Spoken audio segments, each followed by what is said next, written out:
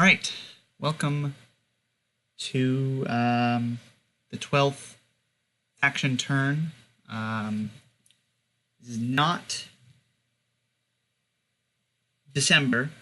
I did a 6-month time skip, and so we have pushed past December. It's been 6 months. As you can see, the Iapetus government has taken 6 turns from previously not existing. I forgot to do this to all my things, so we're starting. We're going to take a little extra time each. 1. Now, the Iapetus governance. We can look at my nice big map of guys. Oh, cool! Someone's watching. Nice big map of relationships between the factions. Look up Iapetus governments. Here it is. You see they don't like Crossbow, they don't like Caesar, they really don't like the Empire, they really don't like the Perimeter Agency, they don't like Sedna Militant, they don't like Sisu, or the Syndicate. That is all of them. For now. So we'll start, I guess. If you don't know what the faction turn is, it's part of the Stars Without Number role-playing game. We're using 2nd edition rules, and I'm doing it a little differently. Normally I just blast all of their credits in immediately, but I learned that's not what you're supposed to do, so I've stopped doing that. Yeah, so we're just going to start. It is June, or is it July? It was June, July, right? Yeah, it's July then. The 7th month of the year. And we're starting with Iapetus governance in Sector 4. So this is a sector called Olympus Pi, you can see right there. This is my map. There's also a map on Sectors Without Number. I can show you that quickly. SectorsWithoutNumber.com. It's got this nice logo. I thought that it deleted my thing, but it didn't. Also, there's Acheron Row in case you want to look at Acheron Row. It's real cool. But here is my map, which you can't really tell what's going on all that easily. So I don't like to use it for this game because it confuses me. Also, just so you know, the black holes are actually space stations. They just don't have like a space station marker, so I use the black hole instead. But I don't like using it for this, so I won't. Anyway, Eco-Rep. Eco-Rep has the goal of peaceable kingdoms, which means they will gain experience points when they don't fight someone for 4 turns. Very easy goal to do, except when you're at war, but they're not at war. Now the Iapetus governance is on Vorta. I don't believe they're at war. That's something I should check. So here's the Iapetus government. They are on Iapetus. I will look up Iapetus. Oh. Yeah, they're the only ones on Iapetus, so they have nothing to worry about. They can do what they want to do. Now they have some Gingernude slaves, some Monopoly, Party Machine, which gives them an extra fat cred, and post-tech industry. So, let's look at this.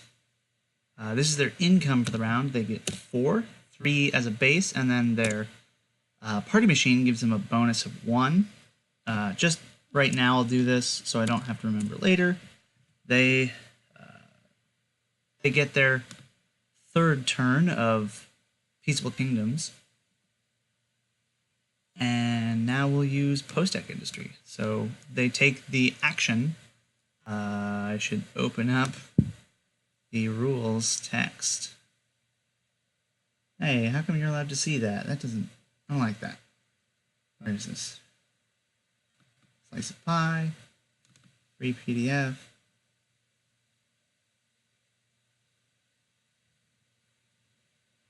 Oh, you can't see that. It's just over this monitor. Oops. So now I have the faction rules open so I can go to them at any point. Very helpful when you're playing this game is to know the rules. But for now, yep, they're using the use ability. Wait to purchase post-tech industry. Wait, but they have a post-tech industry. So I have various methods of tracking everything. Whatever. Uses post-tech industry to collect X creds. Now, fat cred, for those of you who are unfamiliar with this, is oh, I mean, I don't know who's watching, but I'm gonna take a guess and guess it's Mom. Hi, Mom. Anyway, they're gonna use their post-tech industry to gain some fat creds. Fat creds are, I think, 10,000 credits total. But that's not important, particularly. They roll a d6, and then they get a thing. If it's a 2 to 4, they get 1. If it's a 5 to 6, they get 2. If it's 1, they lose a credit, or the post-tech industry is destroyed. If they don't have anything. 6! Nice! They get 2 fat creds, which puts them at 6 credits, because they get to add that. So we'll just put it at 6. Fun. They are friendly, which is nice. That's because the party helped them back when they were a different faction. They specifically worked with the governor, Angela Rodriguez. Yeah. That is the Iapetus Governance's turn. Cool.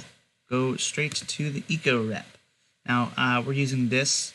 Normally, you would roll individually for each of them, but I didn't know that when I first started, and I've just been doing it by sector, alphabetically up or down.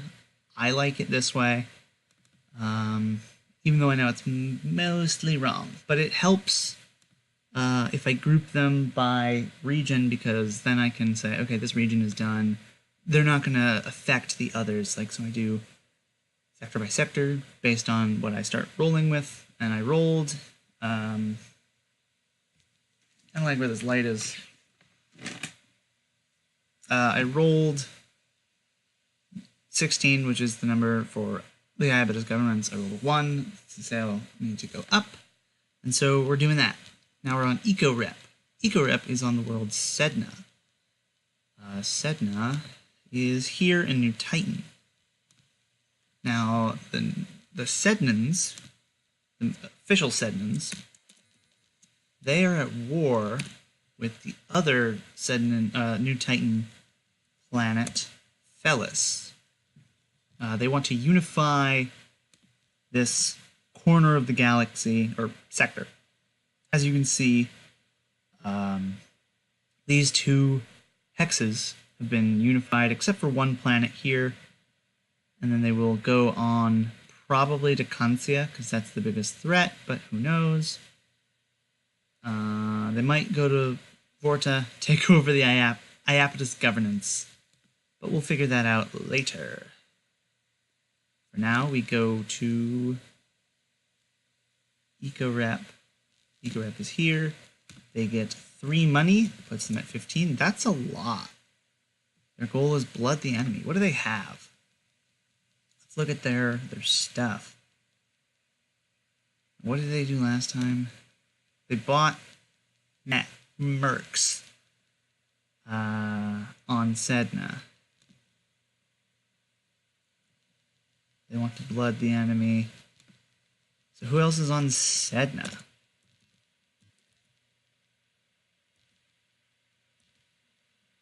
Right, there's the Lightning Gang, which is on Sedna. And then, let's see. Oh, Sedna Militant, Sedna Militant, Sedna Militant. Those are all on Skatha. These are on Felis. This one's on Sedna. So a post-tech infantry. Not a lot of hit points. So let's look at Eco Rep again.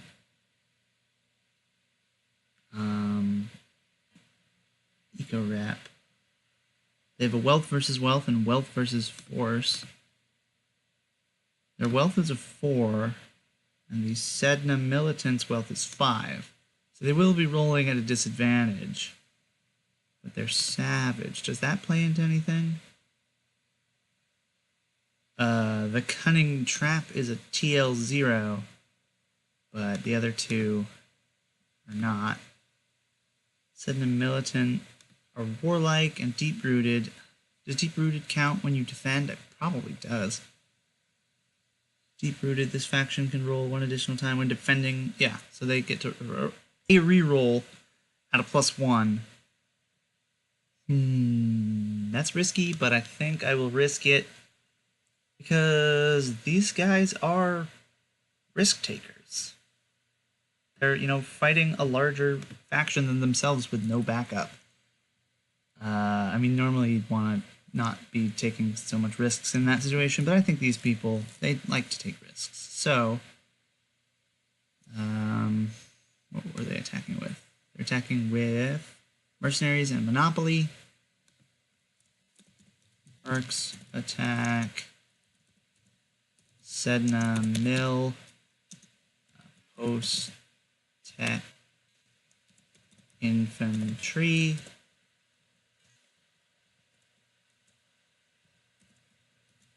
And then also Monopoly. Monopoly attacks infantry. Now we get our first roll. It's a +4 against a +5. We roll a d10. To the defender goes a +1. So 5 + 0, 5 + 1 means post-tech infantry hits the mercs.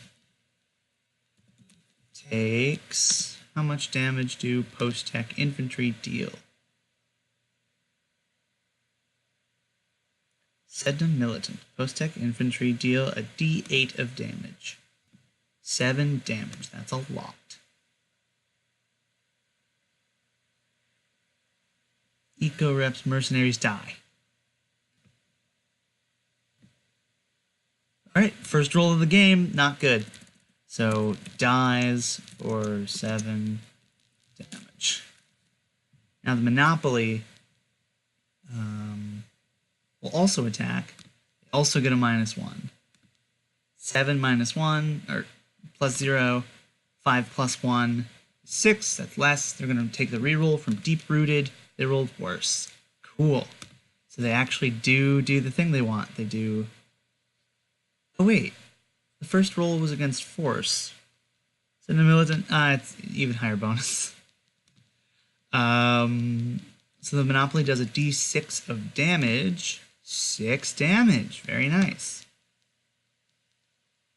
So we'll look back at Sedna Militant. It has exactly 6 hit points. Perfect.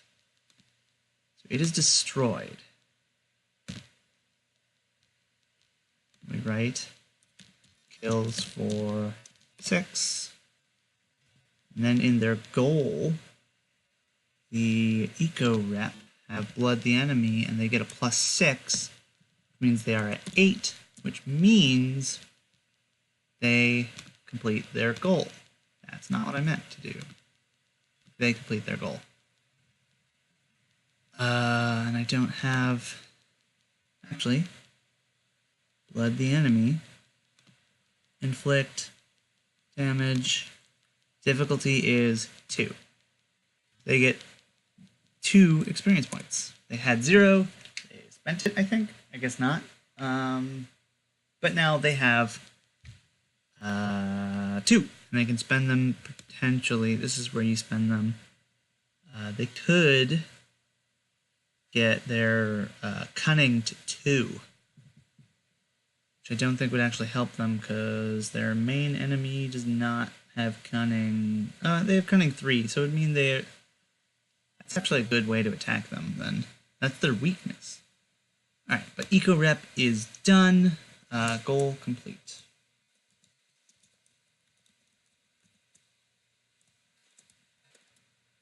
I'm just going to check something.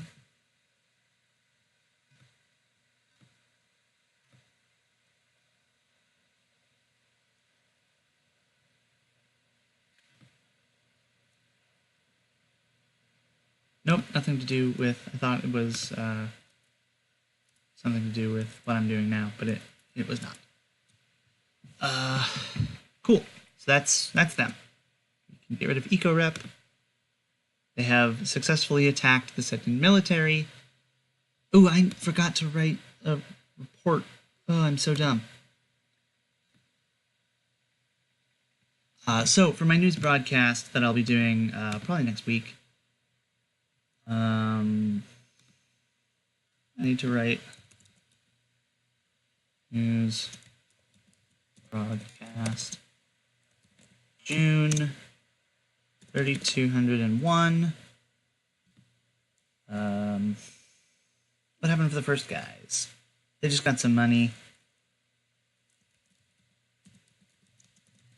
Gained money. Alright, I was doing bullet points.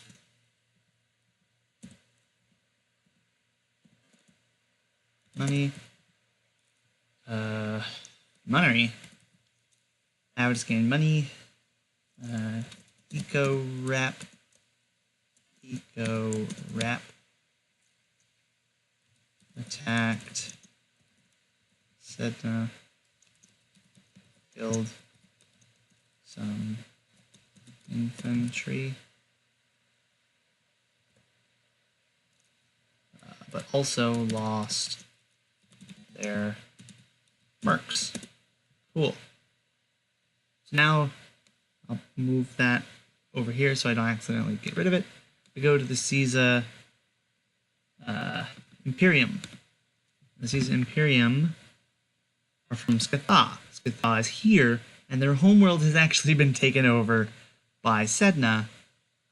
They had a deal to protect them, but then the Scathans left their homeworld and the planet went into disarray. That's when the players got there, and Sedna has taken over one of the only TL5 planets. There's Scathah, and there's Nufala, and then there's also the Phoenix World ship. Those are the only TL5 places in the sector, and the homeworld is not even owned by the person who's supposed to own it. What did they do last time?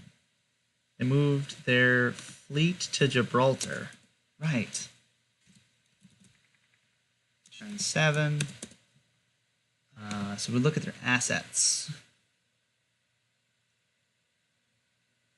The Caesar Imperium, they have a fleet, and they have... Why did they move their fleet and leave their base? Am I just really dumb? I've forgotten some key point to their strategy. Because Sisu is chock full of assets that can attack their base. Oh, I probably wanted to change their base from Sisu to Gibraltar. I will look that ruling up. Seize planet. Refit asset. Expand influence. Change homeworld. A faction can be moved to a different homeworld if they have a base of influence on the destination point. This action takes 1 turn plus 1 more for each hex distance between the homeworld and the new one. During this time, they can take no actions. So they need a base on Gibraltar in this Hail Mary attempt to do what they want to do. So what they're going to do is expand influence. Now let's look at their goals just in case. Oh, their goal is expand influence. Nice. So we're just going to have them do that. Oh, did I give money to Eco-Rep? Yeah, I did. And I have to give money to Caesar. They have so much goddamn money. What the fuck? By the way, this stream is not family friendly. Just so you know. They get 31 credits. They can buy a base that has more hit points than their faction. Oh, should they heal? What's the likelihood that they're going to get blown up this turn? They've got 2d8. That's 16. Plus 3. Unlikely, but possible. Like, very unlikely, but possible. And if it's Popsicle, it's possible. Yeah, so we're just going to have them build a base of influence on that world that they like.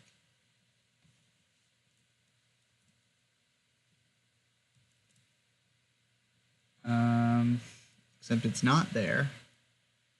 How many points does it have? 15? Oh, it doesn't matter how many it has, so we'll just use 1.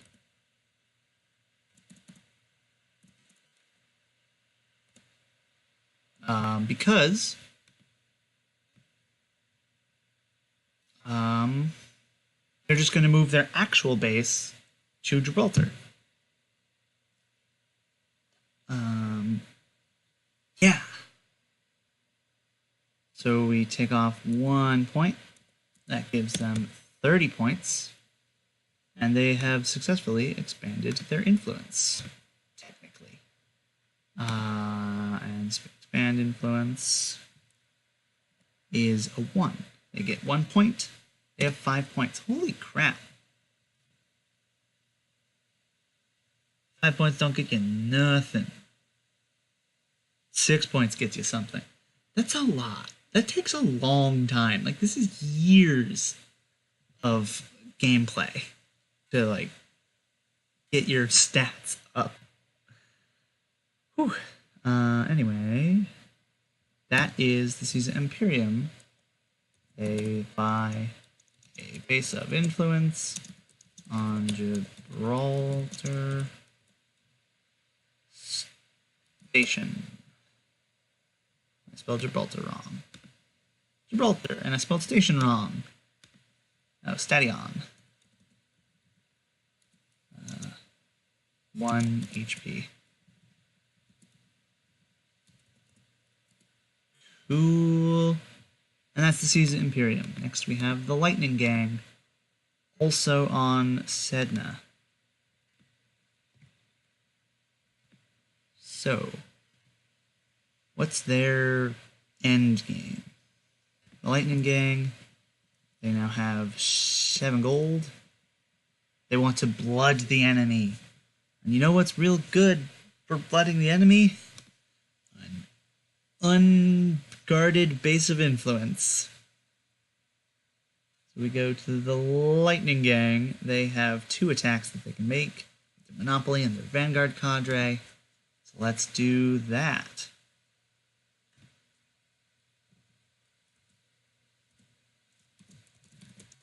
Turn 7. Monopoly attacks Sedna Mill Boy. There should not be 3 T's there. Oops. Sedna Mill Boy, and then also their Vanguard Cadre. Vanguard Cadre attacks Sedna Mill Boy. Alright, so Monopoly. Wealth versus wealth. The Lightning Gang has a wealth of 4, so they are at -1 against the Sedna Militant. Let's reset this. Ooh, God. So that fails. The Monopoly fails to hit. Oh shit! What was the last one? The season. Yeah, I forgot to do the news story. Caesar Imperium takes Gibraltar Station. I'll go over that later. Okay, so the Monopoly fails. The Vanguard Cadre It's cunning versus cunning. Sedna Militant has no cunning. Well, 3 cunning, same as the Lightning Gang. So they will both roll unmodified. Are you kidding me? Are you kidding me? It fails so miserably. Damn.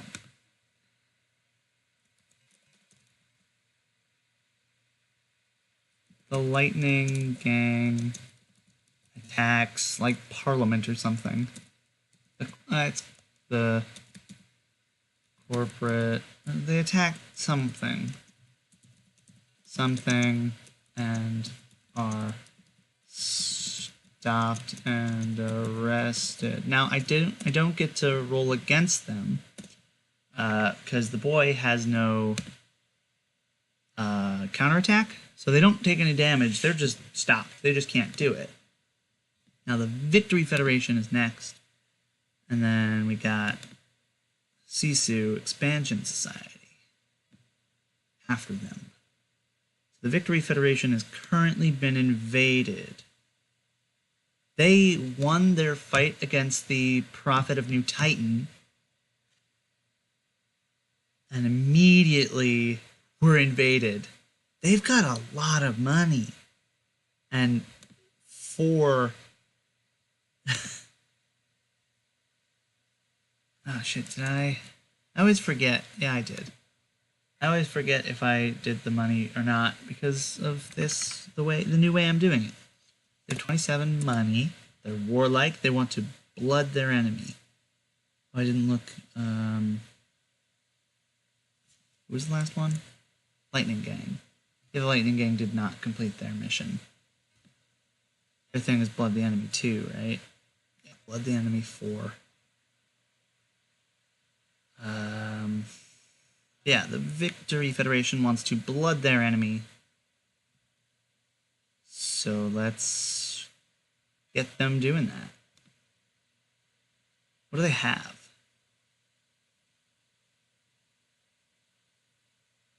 The Victory Federation has 1 post-tech infantry. Full health, which is good. But the Sedna Militant has 1 post-tech, pre-tech infantry, and a strike fleet. That's 2-on-1, and both of those are better than post-tech infantry. So I think we're going to want to buy something.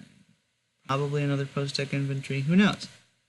So they have a 4 in might, or force.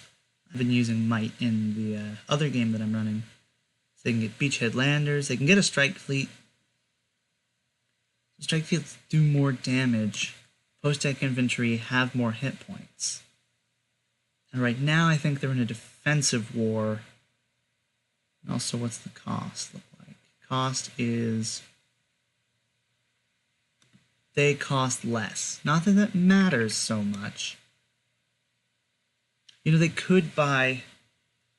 okay, so what I'm thinking is Sedna Militant is probably likely to buy something to defend their home world, because that is dangerous to not do that.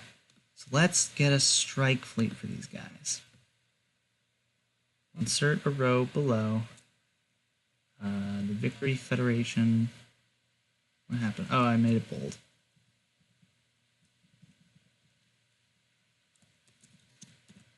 New Titan. Ellis. It costs 12. Also, I hate that it does this thing. Stop doing that thing. Make them all the same color. The Victory Federation. So the Victory Federation, for turn 7 of year 2. Turn 7 is purchase a strike. Are they able to do that? I don't think they're able to do that. Pretty sure Felis is a TL3 world. pretty sure they cannot buy that asset. Fellas. TL4, never mind.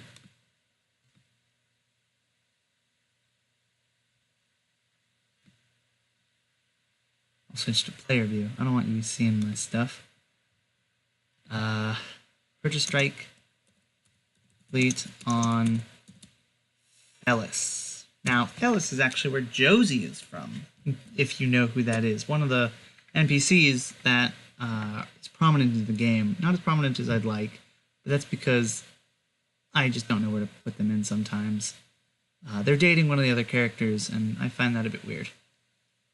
But it's worked these past couple years. So that's nice. Yep, they purchase Strike Fleet on Fellas. That is their turn. They have to get rid of 12 fat creds. That's 27 minus 12. Ugh, math is 15. Cool. So they got a shiny new Strike Fleet. The Victory Federation.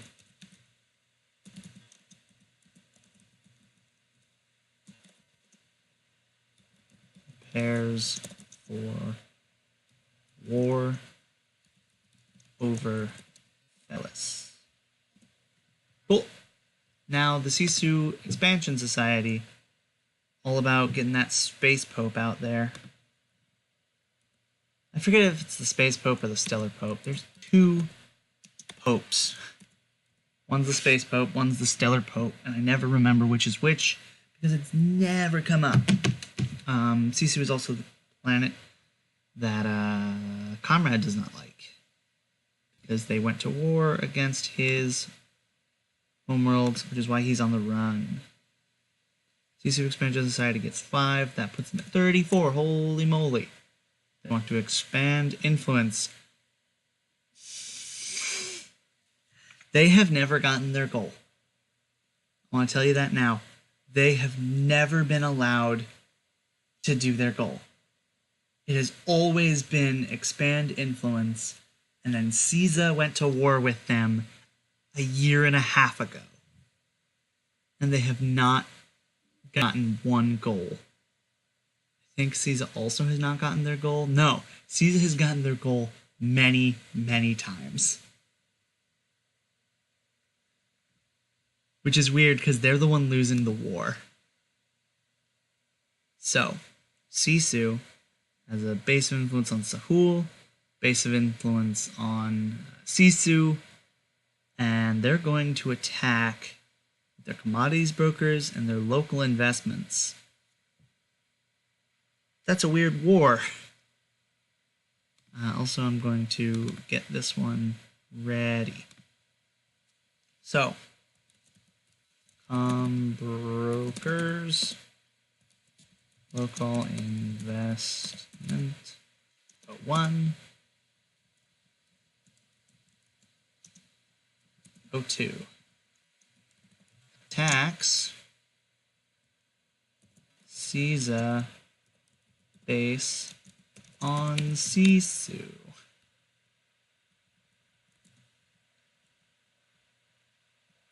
That's going to be their whole turn. 3 attacks. They might wipe them out. They might not. Who knows? Let's find out. You know that owl, Mr. Owl from the Tootsie Pop? Let's find out. 1, 2, 3. Caesar. They're all wealth attacks. And Sisu has a wealth of 6. Caesar has also a wealth of 6. They have technical expertise and imperialists. Makes them better at expanding influence, I think. I should actually check that. Hold on a moment while I check the rules. Imperialist. Roll an extra on attacks made as part of Seize the Plan. Whoa! Damn, that's good. Cool. If only I had remembered that. And then Sisu is theocratic and Machiavellian. That gives them advantage on cunning rolls. But that's not what this is. This is 3 wealth attacks against... that hits. That misses. That hits barely.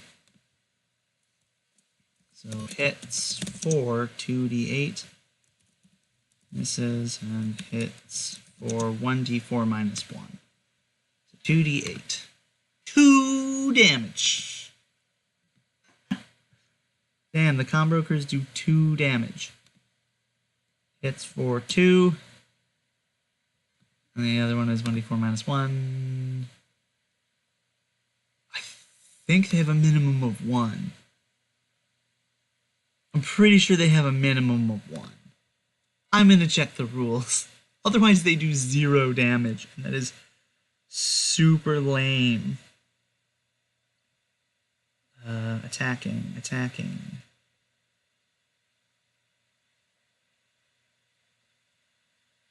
If the attack succeeds, suffers damage.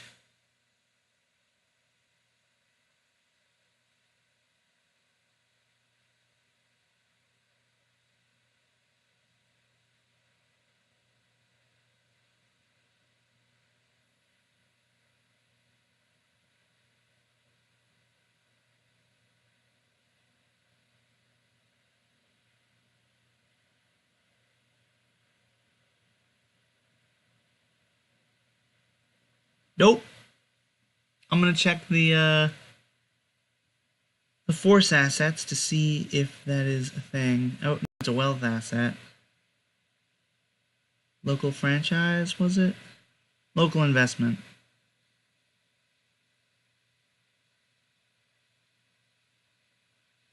Oh, wait, what?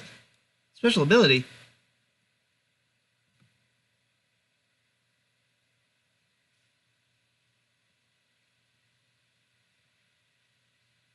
Why didn't...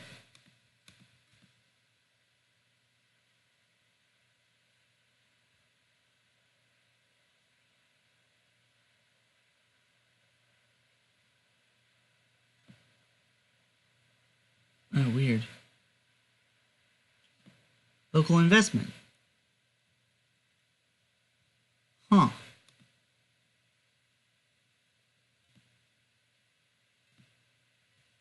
Oh, that's what I did.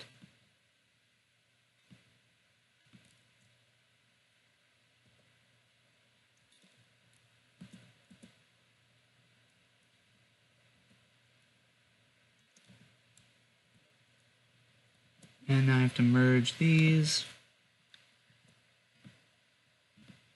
But yeah. Any other faction that tries to buy an asset on this planet must pay 1 extra fat cred. Oh, lame.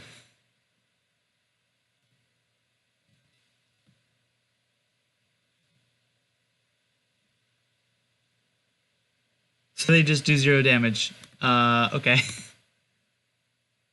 But they do 2 damage to the base of influence. -2.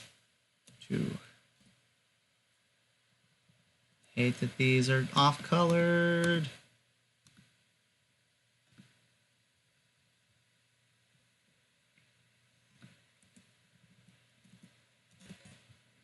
$18 out of 19. 29. That's a lot. That's more than 10 damage. But they're about to move, which is nice.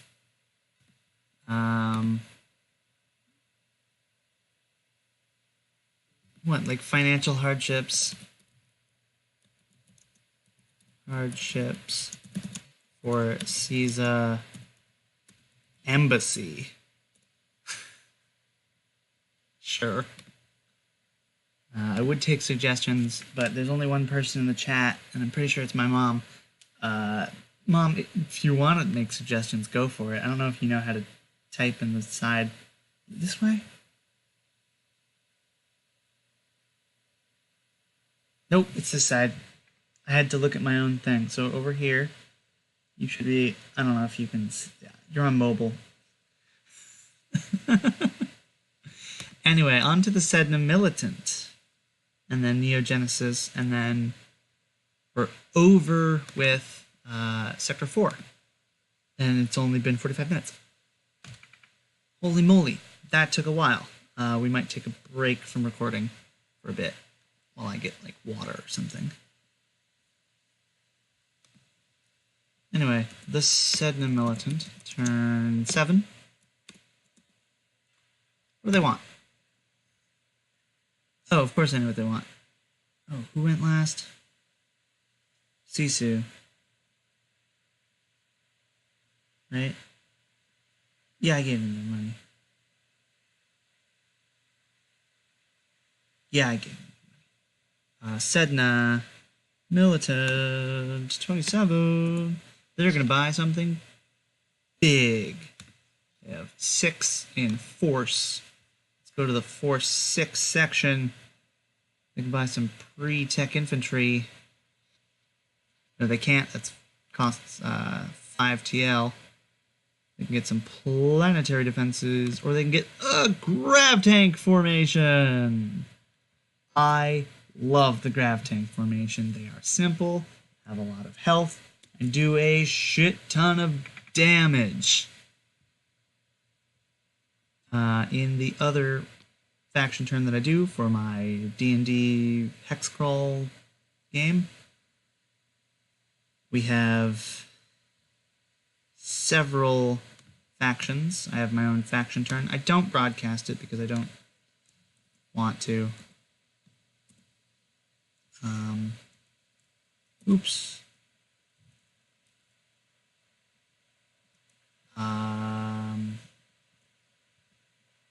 I like just doing that on my own, and it takes forever. So I wouldn't want to force y'all to watch me. Waste your time. This is on New Titan and Sedna.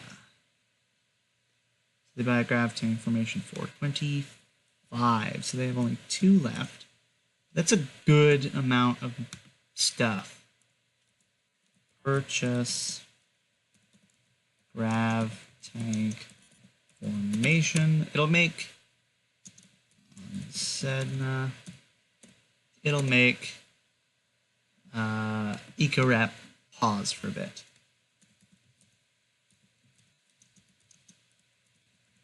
Grav tanks on Sedna. Roll into some forests.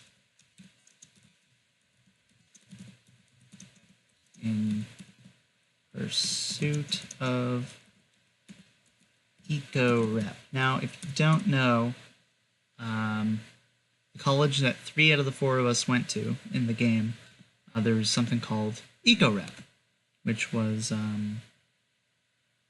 something that the university did. They had students be Eco-Reps on each floor in some of the dorms, and that's what I named this faction after. Now it's time for Neo Genesis. They're a new faction, brand new.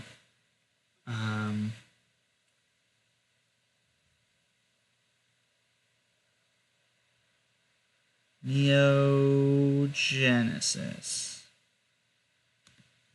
6 fat creds, and they get to pick their goal. Now I'm going to look at Skatha, because that is where they are based. So Neo Genesis has a bunch of stuff, and Sedna Militant has some stuff, some blockade runners and a pre-tech infantry that they really should move. But good thing they didn't, because they're about to be attacked by Neo Genesis, a terrorist organization that I've talked about previously in episodes from last season. I think their goal will be blood the enemy. That is a reasonable goal.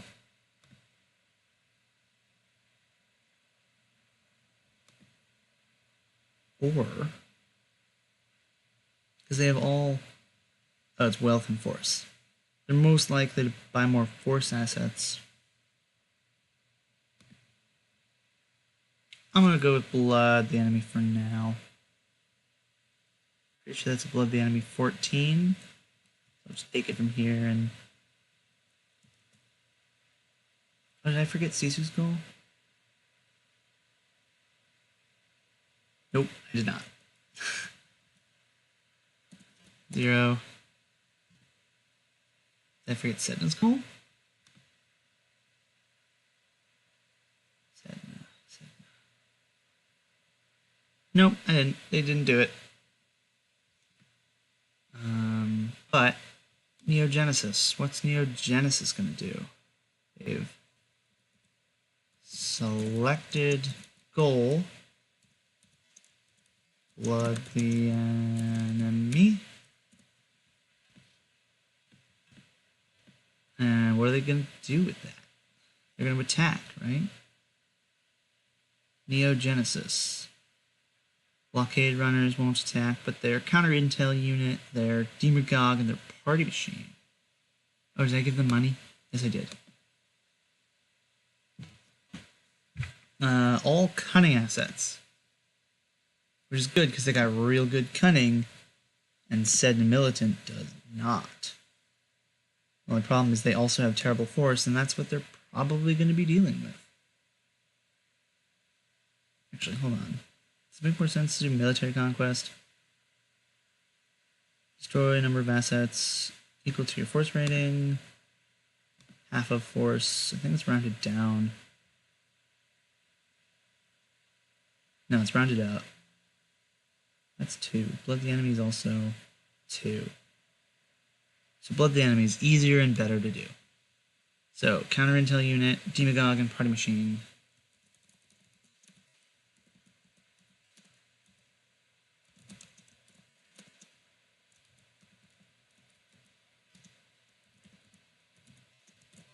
Sedna Mill. We'll figure it out. Hold on. Counter intel. Demagog. And... Shit, what was it? Party machine. Party! Oh, damn it.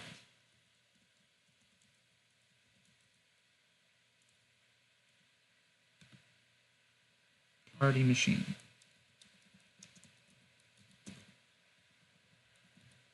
I spelled Demagog. Demagog. Okay.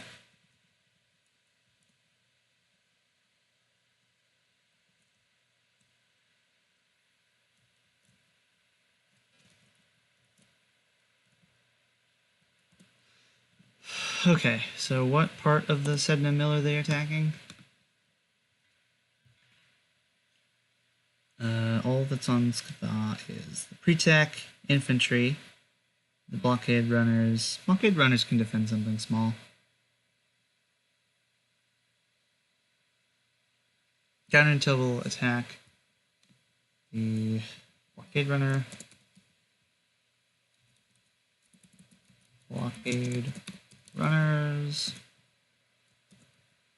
And then here we will have them attack the pre-tech infantry. Same here.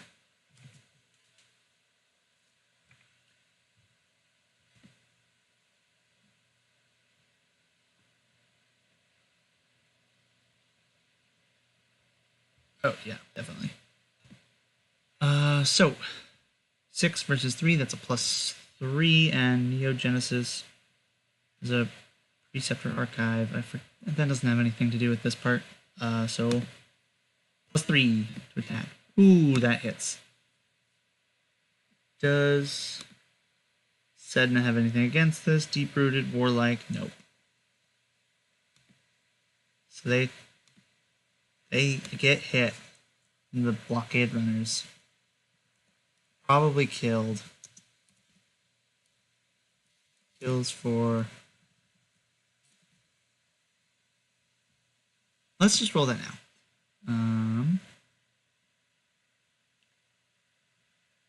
D4 +1. Oh, that 100% kills it. Yeah, that kills. We'll roll it later. The next one is +3, 6 against 3, that hits, and 6 against 10, that does not hit. So hits for, oh, and that means they take damage. So d4 plus 1 is 4.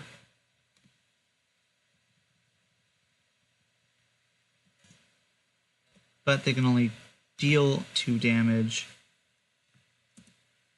So they only get 2.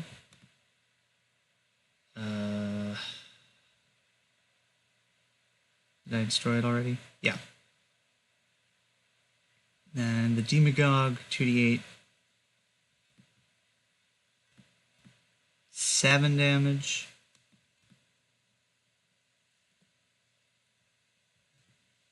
Makes that a 9. And then, oh, I have to put in the damage. -7.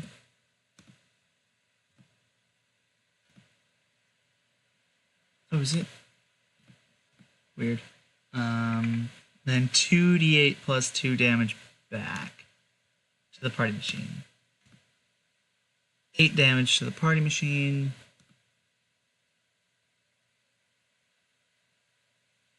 Intelligence coup. They want to destroy what? Cunning.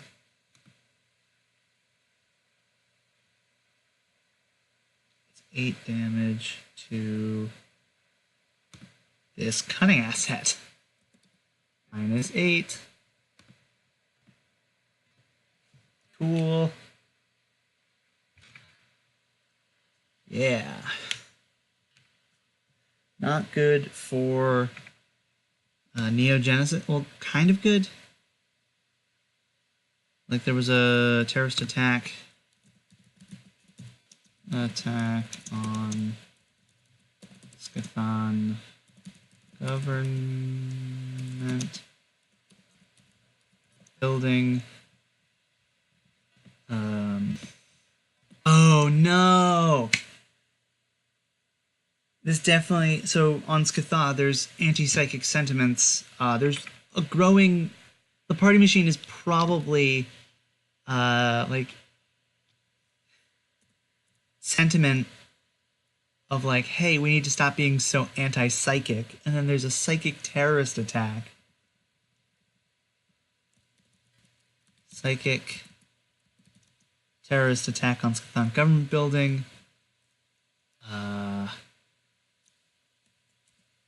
No soldiers wounded.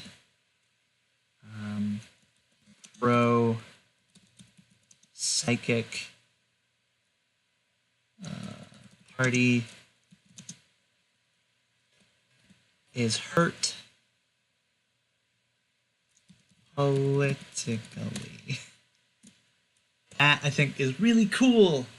That it, like, the, you know, pre-tech infantry fighting psychic terrorists, it's not actually them shooting at you know, politicians. It's them being like, hey, your base is weakened. So that is the first hour. Holy shit. Great. I'm gonna do Sector 3 because there's only 3 factions there, and then we'll take a break. So the Hands of Fate, Yellowstone Intelligence Control, and the Ackland Pleasure Society. Oh god. What's this? Oh, that's a shirt. As you can see, I'm back in my room, which is not great for streaming. Who's next? Hands of Fate. So, Hands of Fate, they've got Commodities Broker, they've got a secretive counterintelligence unit, they've got some party machine, they've got venture capital. Why don't they have... Ugh, that's so annoying. Because I know venture capital does something interesting.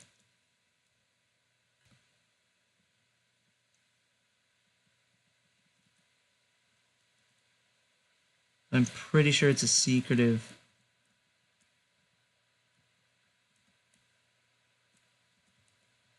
Oops. Nope.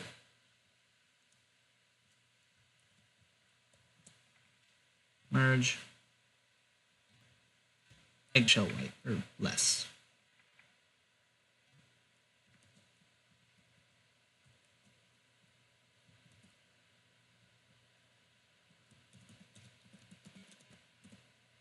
So in case you're wondering why they're all secretive, because they have the secretive tag. So we'll go to the Hands of Fate. The Hands of Fate are a gambling institution in the middle of bumfuck nowhere. How they're successful, nobody knows. Because they're literally on the edge of the sector that like no one goes to. Because you got to go through this area, which doesn't have this. Does it? I don't know. I'll just make that orange. I've not thought about Valhalla since it got blown up. I don't know if it's been fixed or not. I should probably think about that. Anyway, Hands of Fate in the Hex Paradise system, as in pair of dice. They're a gambling hall. The party has been there once. They speak Norwegian there, and I gave them their money. Yeah, they're secretive and Machiavellian, which every time I remind you that Machiavellian does not mean act like Machiavelli.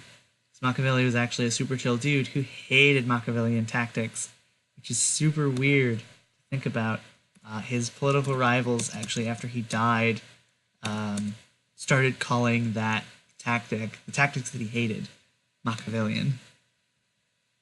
But I tell you this every time, so if you're watching these in a row, you know that from last time. So yes, they've been healing their venture capital. Oh, so definitely... that one's definitely not a secret. This one's not a secretive venture capital. But they do have 2 venture capitals, so we're just gonna do it. We're gonna use asset. What's their goal? Damn, no wonder it takes so long, because I take forever. Should they attack? They should probably attack. There's something on Sauri Major, isn't there? Sauri Major. The Kralis Confederacy? What the fuck? Nufala has a base, a blockade fleet, Space Marines, transport lockdown. The Sauri Independence Movement has a base and a grav tank formation. What the fuck? And Crossbow Corp has a base of influence. They should definitely get rid of that. There's a lot. Holy shit, talk mushrooms. We are sorting it by this. And going to Sauri. Because that's important. Yeah, Sauri fucking Major has, from the Sauri Independence Movement on. Hot damn.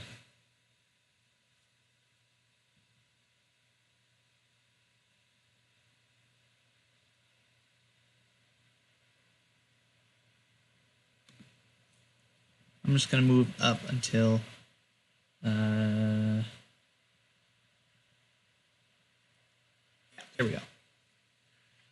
So, I guess we think about who the Hands of Fate don't like. They don't like Ackland. They don't like the Consortium. They don't like Fan Kui. Great. They don't like Yellowstone. Oh, the Defense Force is gone.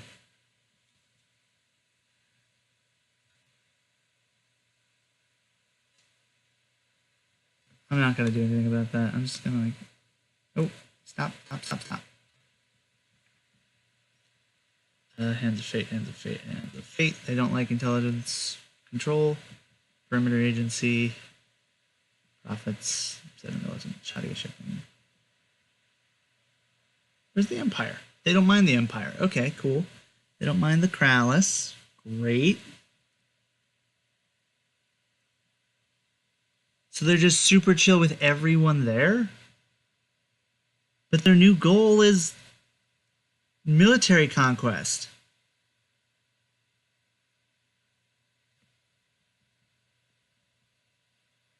Oh, I never added Sauri independence movement, did I?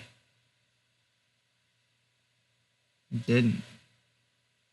I'm gonna have to redo this faction sheet. I'm gonna move it over here so I remember that. Yeah.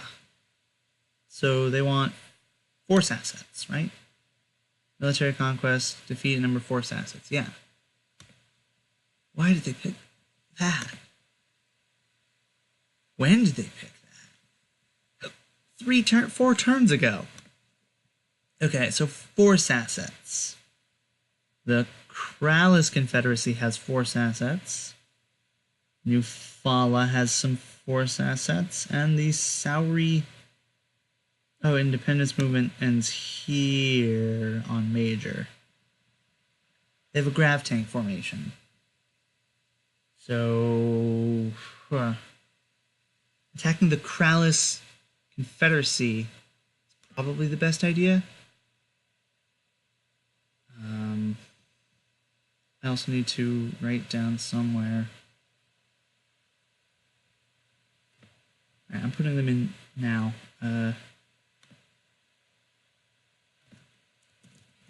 Sauri Independence Movement. Hands of Fate. They have a bonus with them. They're going to get a bonus with the Empire. They're going to get -1 with the Kralis, because they're about to attack the Kralis with venture capital. Who were they attacking previously? Wait, they were attacking the Newfoundland Space Marines? Alright, Newfoundland does not like them. They're back at 0, though. Newfoundland Empire is like, we don't like you, but we're going to tolerate you. Cool. So, wealth versus wealth. Venture capital.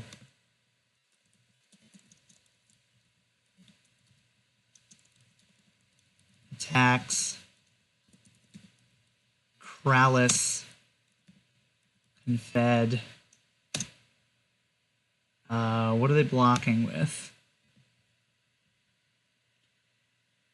Probably their capital fleet?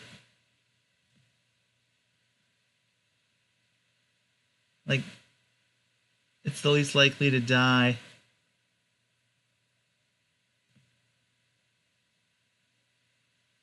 Kralis is okay. What am I doing? They have so much goddamn money! There's a wealth of 7. Holy damn. Hands of Fate has a wealth of 6. What the fuck? This makes them a bad target. Okay. The Newfoundland Empire has a wealth of 8. The Sauri Independence Movement has a wealth of 3. They're a much better target.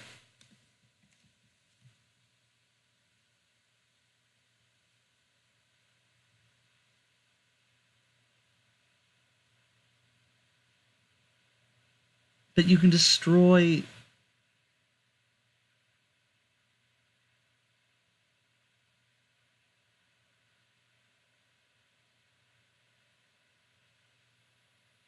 Fuck. I don't know. I don't even know. Yeah, let's attack the capital fleet. I don't even know how this would work, because the capital fleet brings everything with them.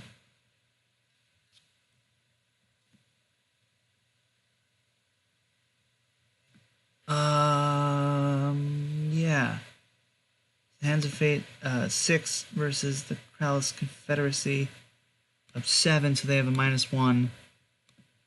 Or Kralis has a +1. Kralis beats them. Takes 3d8 damage. 12 damage. Yep, they just lose their venture capital.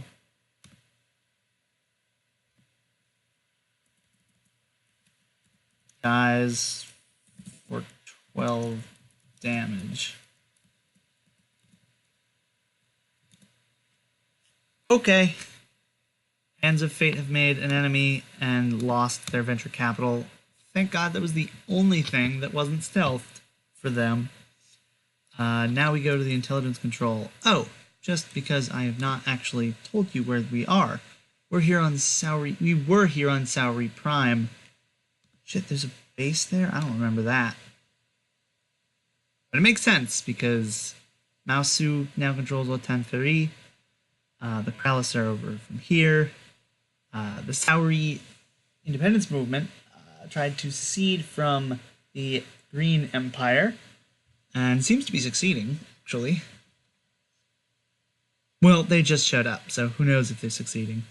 But now we go to the intelligence control, which is here on Tartari. They've been fighting amongst their other defense agencies and the Ackland Pleasure Society, and now they are the only agency left. They have 10. They really need to boost themselves. Yeah. Oh shit, I gotta do this correctly. So alphabetical, then by hex, then by planet, then by faction. Cool, everything's in the right order now. Now, yes, New Yellowstone defense against Ackland. So, what do they do? Let's give them their gold. Pretty sure I gave Hands of Fate their gold. Yeah, I did. Did I? I did. New Yellowstone intelligence control. 31 money. That's 21. Oh, that is 31. Nice. They get to pick a new goal.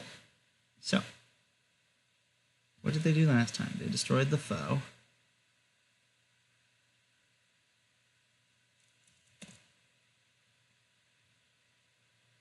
Sorry, I have to check this.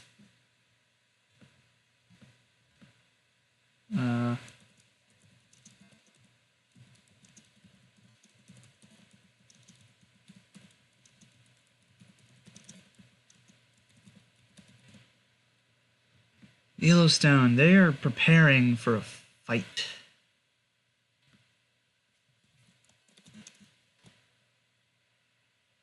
Will complete. New goal, blood the enemy. I think that makes sense.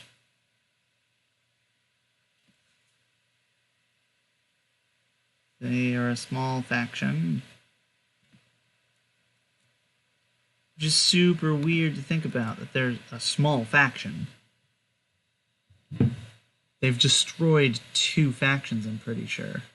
Yeah, Icy Kills, the Protectorate and the Defense Force. With little help from Ackland, their hated rival. So they've got some good attacks. They don't have any movement.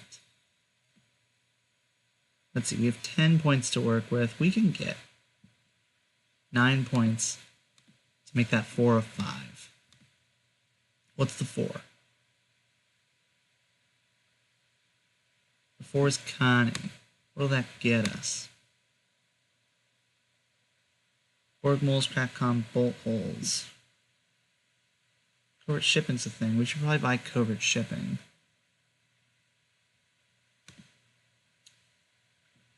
Should also look at the wealth assets that move stuff. Bank, medical center, shipping combine. As an action, the shipping combine will move any non-force asset. Huh. That's actually probably better than covert shipping, right? Covert shipping. Any one special forces. Yeah, this is any non-force. I don't think they have a lot of force. They have no force. Good. Let's do that. So it costs 4. To get a 4, 6 hit points. Or 6 XP. So that goes to 4. That goes to 4. And let's write that down. Upgrade wealth to 4. Does that change their income?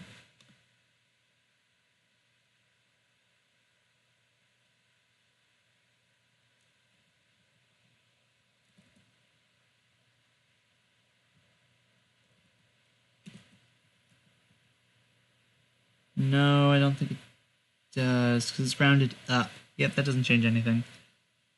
Okie dokes. They have a party machine? They do have a party machine. Nice. So they upgrade their wealth. Wealth is spelled wrong. New goal. Flood the enemy. They're going to purchase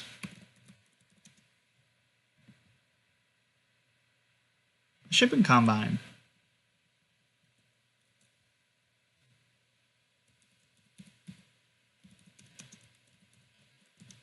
On New Yellowstone.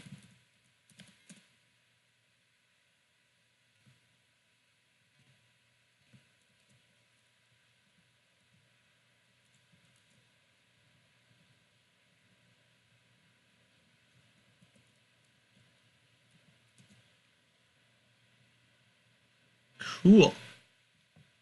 That's the New Yellowstone turn. Now, Ackland Pleasure Society. What did they do last time? They're waiting for a tank formation.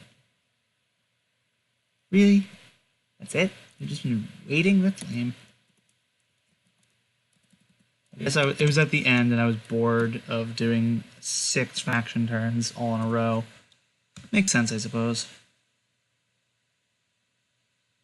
Oh shit, how much does that cost again? 10. So 21. Perfect. This is a lot of money. Holy crap. Spend it. Spend it, you too.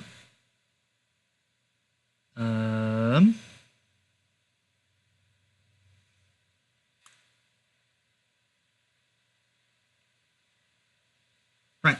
Ackland. Ackland Pleasure Society. What do they want? What do they want? What do they want? They want to destroy wealth assets. Cool.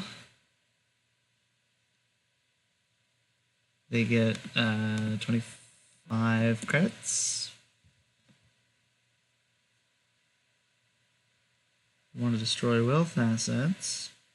They have a beachhead lander and they only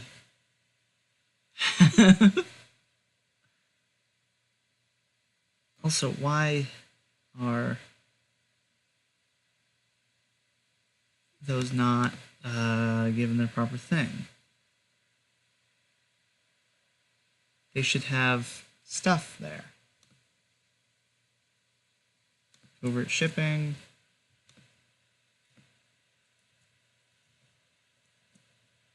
Merge. Beachhead landers.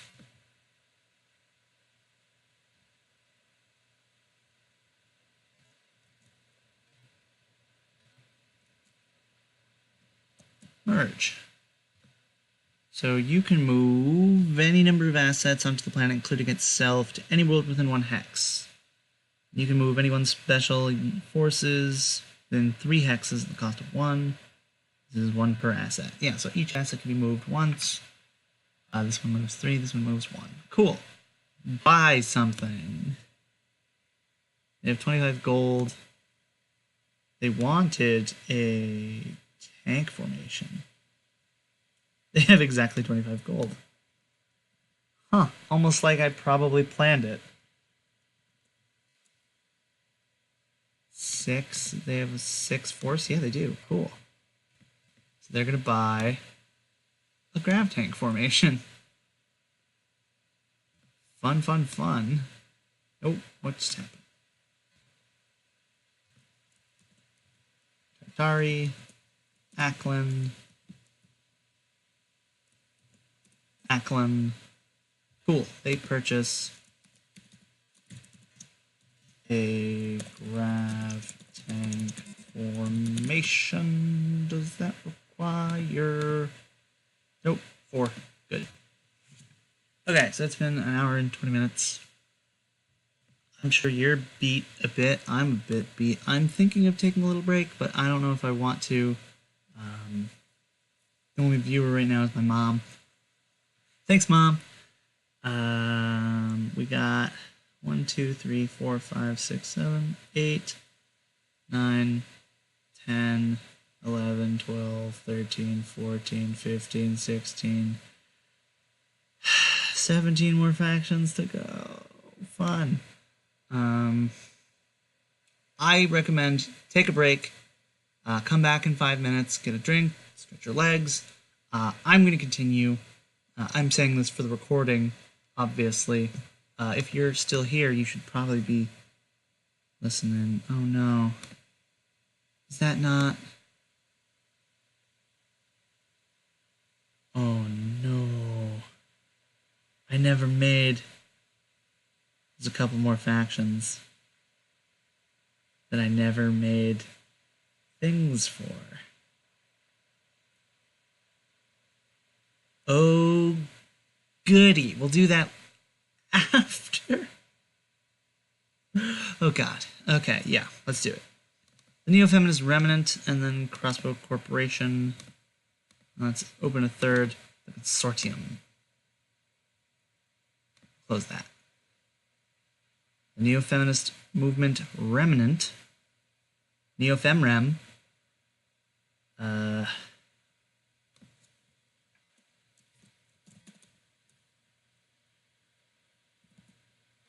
Turn 7. What do you want to do, Neo-Femrem? Neo-Femrem. Really? Shit, they're bad. Military conquest. Fun.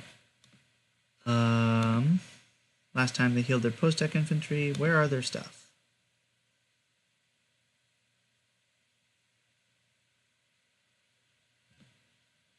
They've got most of their stuff on Pazuzu. Like, they're kind of just being ignored by the Newfoundland government.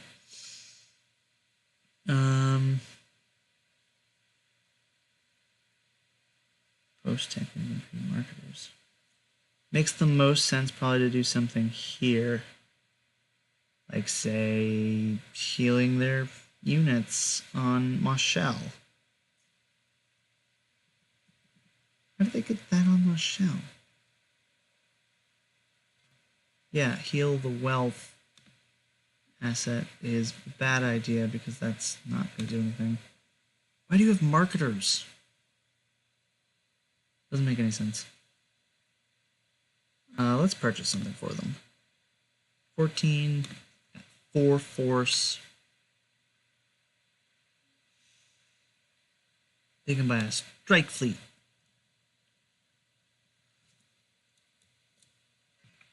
Yeah, let's buy them a strike fleet. Purchase strike fleet on... What was it? Moshel? Moshel. Now, Moshel is a planet of ice people. Very fun, very cool. I like them a lot.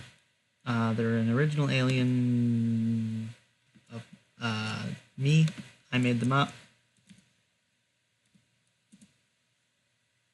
They're psychic ice creatures. My roommate Jack helped me flesh them out, but they're an original Novik creation. And that is their whole Mamma Jamma, except it costs 12 fat creds, so we'll put them at 2. What did they do last time? Oh no, did I forget to do stuff for Acklin and Intelligence? They purchase things. Grav tanks on Acklin. Fun. And upgrade 12 on New Yellowstone. I see. Which also stands for in character, I've learned. That's everything's in character here. So the Neophonus Remnant. Yeah. They bought something. Yeah, Strike Fleet. Neo, Fem, Rem, Strike Fleet over Moshell. Damn, the Empire is not doing well. They're being attacked everywhere. Crossbow Corporation is an ally of theirs, which is nice for them, but they're usually busy on their own homeworld. Turn 7. I forget if they're still busy on their own homeworld. Hadad. So the Consortium has a base, some Demagogue, Stealth Surveyors.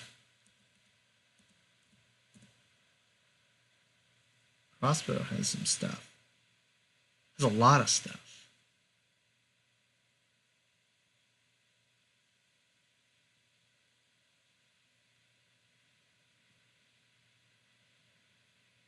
And if they don't defend, then they can take out this base to be super helpful.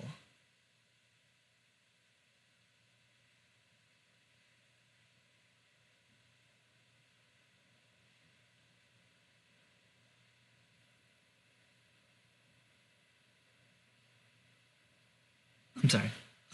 Yeah, let's have them attack that base.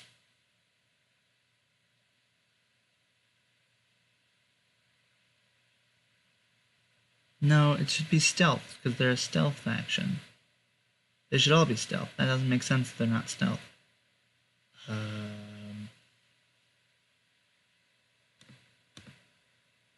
Crossbow never got their money.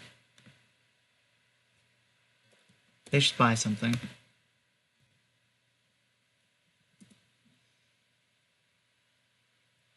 Oh, right!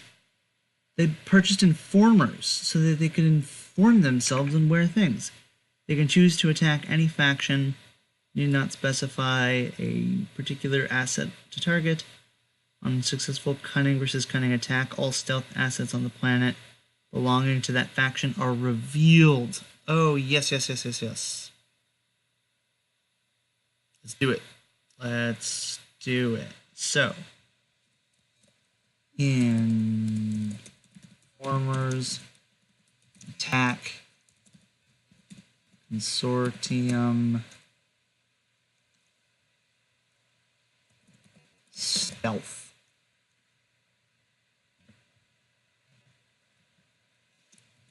Assets. Cunning versus cunning. So the consortium is cunning 6. And crossbow is cunning 3. So it's unlikely that it'll work, but they better try, because also I want them to attack. Oops. Wrong S. Assets. They're going to attack with the rest. Infantry, and Strike Fleet will attack.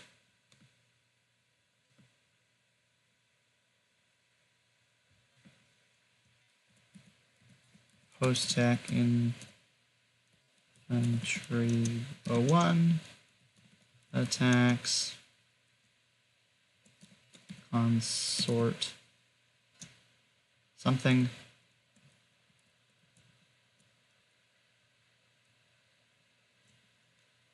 Post-tech 2 attack something, and then strike fleet. That's not how you spell fleet.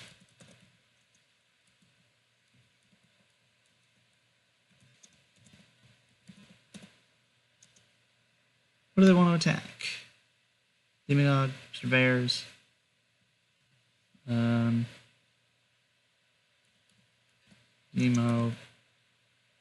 Daug. Demo. Gog. What? No, I spelled that right, didn't I? Demagogue.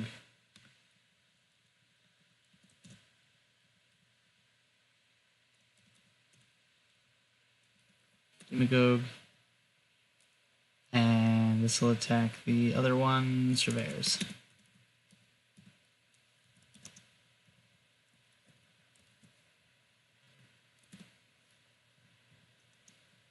Cool.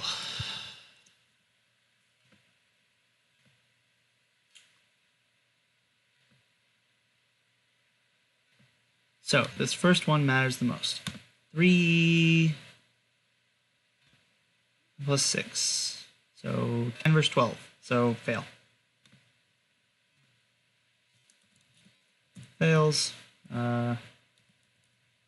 Invalid target.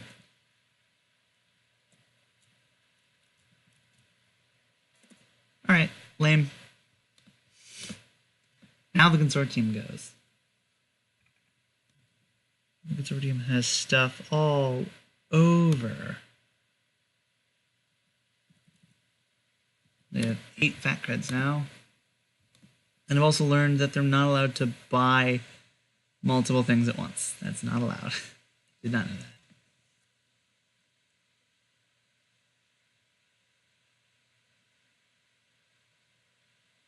Sir Beckett Alexander Meredith Avalon King Kynaston III.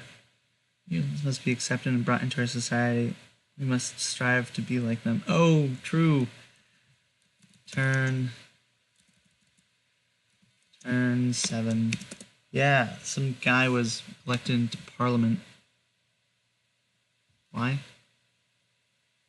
Demagogue. Yeah, the Demagogue! Oh, right. They were gonna expose him as a fraud.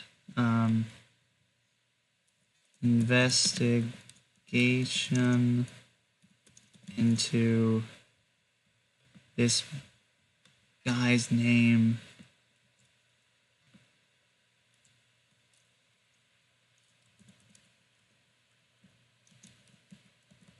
Looking for ties to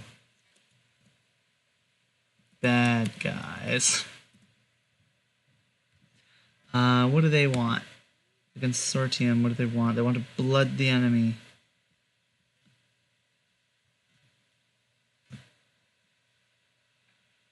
What are they going to do? How are they going to blood their enemy? It'd be really weird if they used that demagogue that they kept secret to attack someone.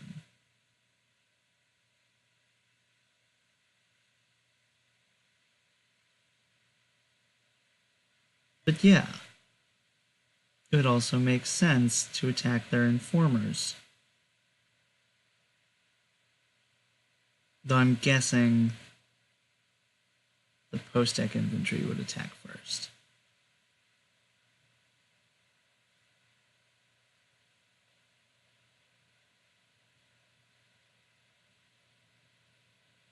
I want to give them something more to swing at. Let's purchase some genetic slaves.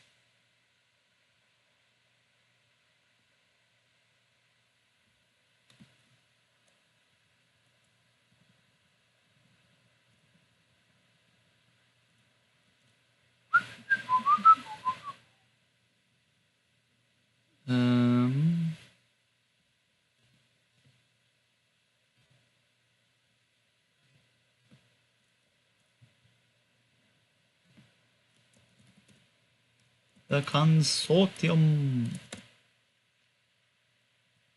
Yeah, I think it makes sense. You guys have the Jetsons theme song stuck in your head? Because I do.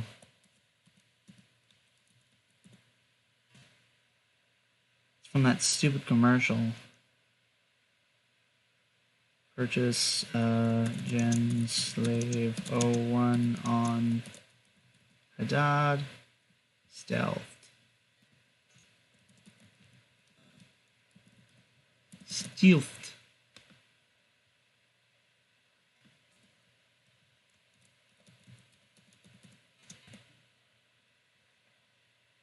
Okie dokes. That's the consortium. You gotta pay for that though. Cost 2.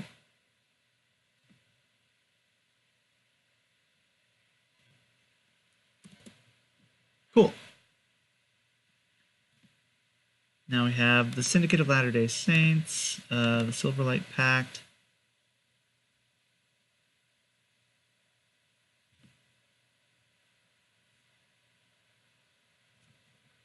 Syndicate of Latter-day Saints. Just a post-tech industry on Moshel.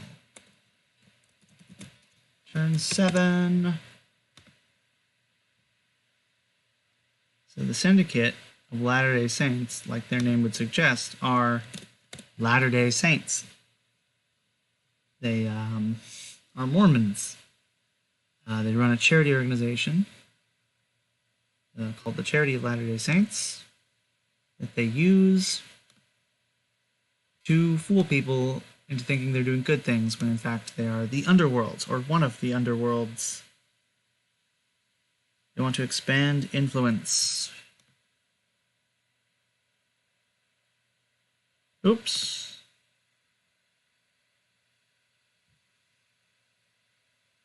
The Syndicate of Latter-day Saints. They have got Gerada on lock. They've got their Labutian peeps. They've got Triton. Got some people on Triton. Who attacked them on Triton?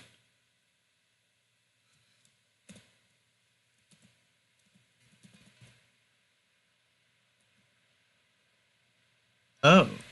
Was it the New Fallens?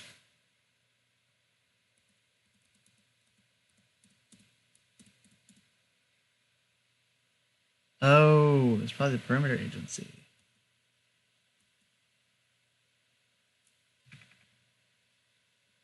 I don't remember.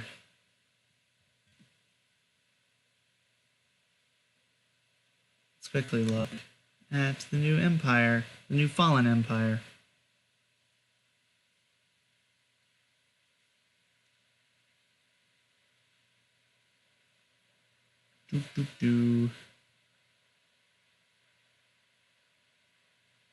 Pelisol, attack Syndicate. Oh yeah, they're attacking the Syndicate. Okay, cool.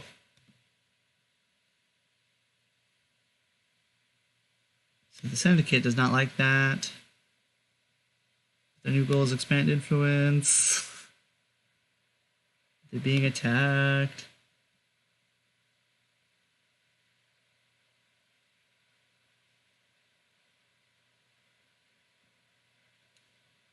Let's see. Orgmoles and oh, that can get annoying. My bad. Hold on. I should move myself up. Where am I? There I am. Whoops, what's this? No, you stay there. You move up. Hi. Oh wow, my face is it's gotten dark outside. I guess I'll move this so you can see my face better. If you want to. I'll shrink that also. Ooh, too small. There we go. That's a good size. Anyway, Syndicate of Latter-day Saints. What do you do? Oh, my one viewer left. Bye, Mom. It has been almost 2 hours.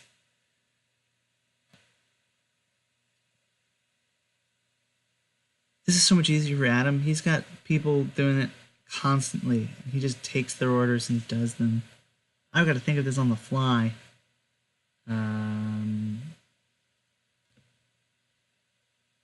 Syndicate of Latter-day Saints. Oh, they did get their gold already. They want to buy something to protect their land.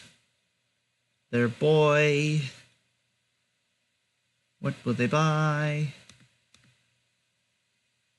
The Syndicate has a conic of 3. That makes a lot of sense.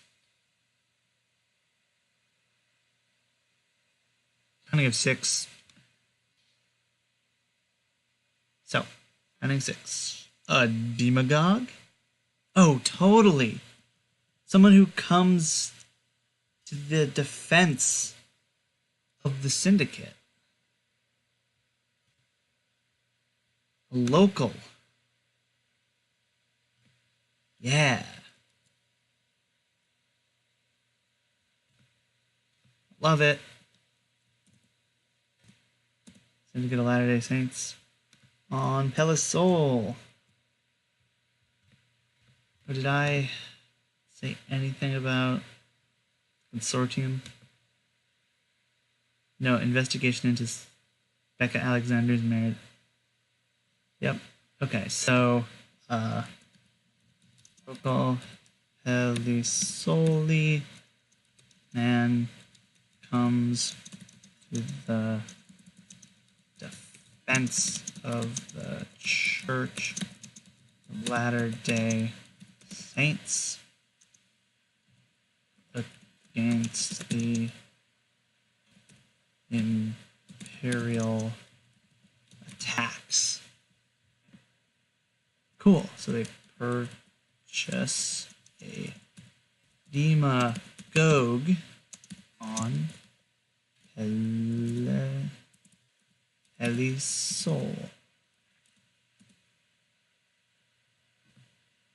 How much does that cost?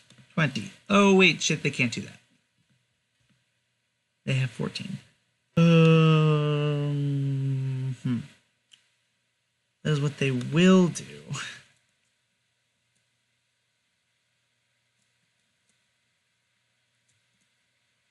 Next turn.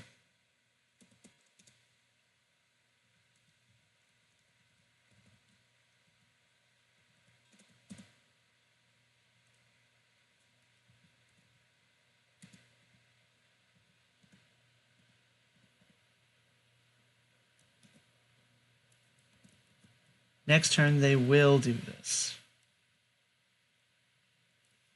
Plan. But for now, what do? They attack? They probably attack.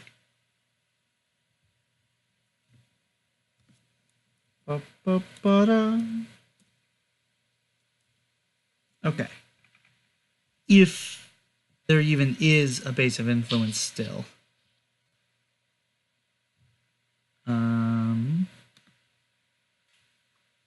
Who's on Michelle? There's the Silverlight Pact. Are they friends? I feel like they're not.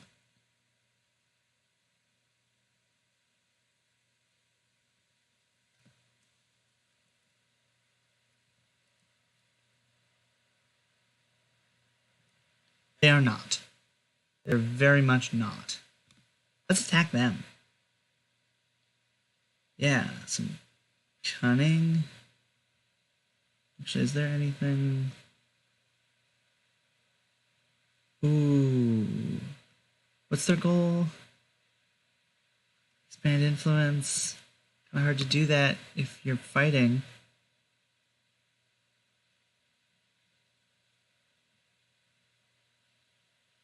Yeah, let's attack the new fallen government. With cunning. Some cunning attacks. Where's the stuff? There it is. Okay, cool. Org moles and party machine attack.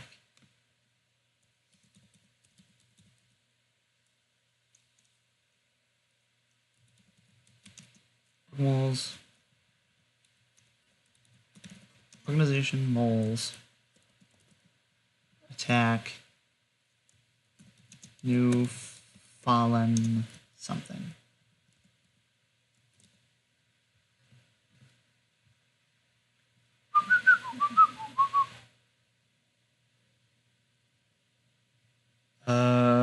Space Marines. They attack the Space Marines.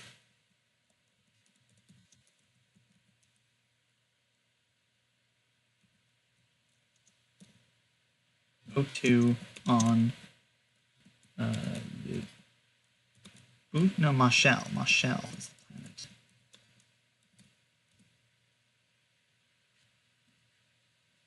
planet. What was the other one?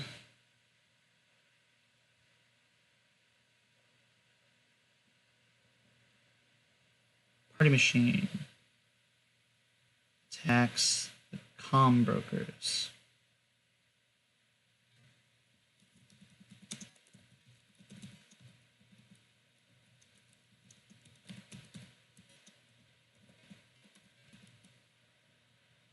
You've fallen comm brokers on Mashal.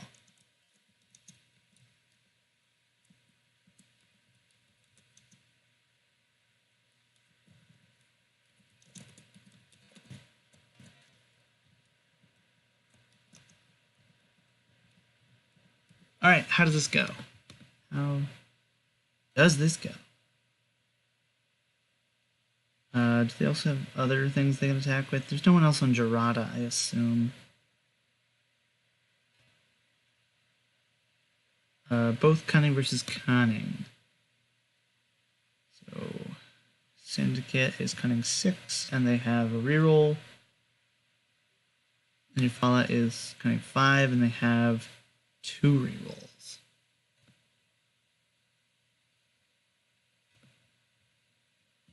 So +1, 10 versus 6. That's a hit. And 11 versus 6. And I think they want to re-roll the first one. I'm pointing, but you can't see that. They want to re-roll the Syndicate attack on the second one. Which is still better. Okay, that's fine. So they just both hit. Oh, they could re-roll it. Their own. Could re-roll their own. See if they get a 8 or higher. No. Well, they have to, I guess, because it's unlikely they'll get attacked by another cunning attack. Let's do it. Okay, no. Cool. Both hit. Hit for.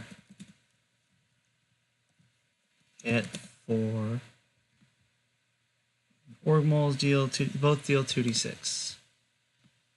5, 5. And then a total of 5. So 10 and 5. So Space Marines take 10 damage.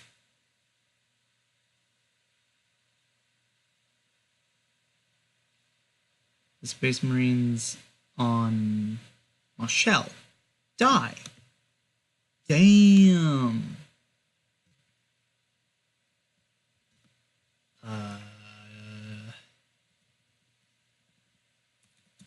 Kills. What does that look like? Infighting?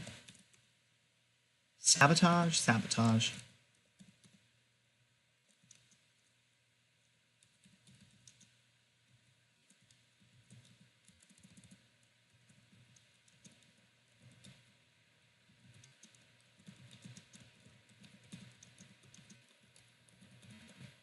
Yep.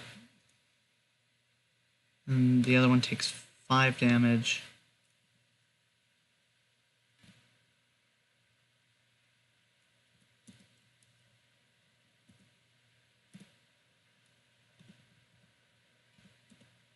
Four left. What is eggshell color? I hate this eggshell color. No, stop it. 4 damage. Cool. 5 damage. Awesome. Syndicate does not gain any experience points for that. Too bad. What are they?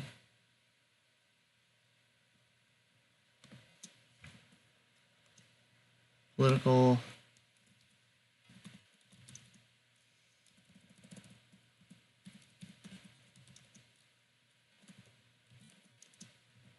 Against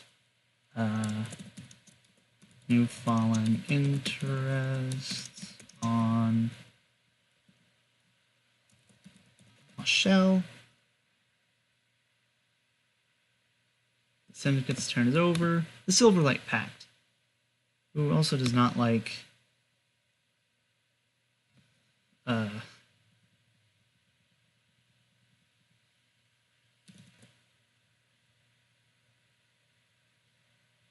also does not like either of them. You know, this is their planet. These are the Moshelli natives. The Ice People.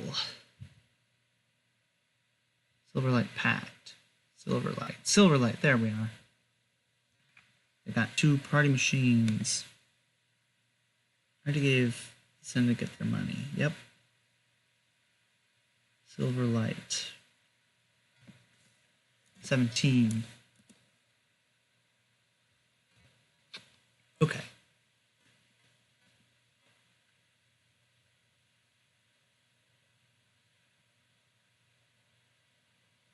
Huh.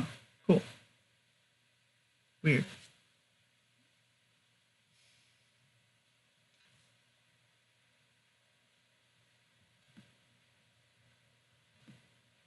What do they hate more? What's their goal? That's the most important thing. Planetary seizure. Of course it is. They want their home world back. They want to take it over. So they must love that the Empire is being attacked. Let's see. Silverlight Pact.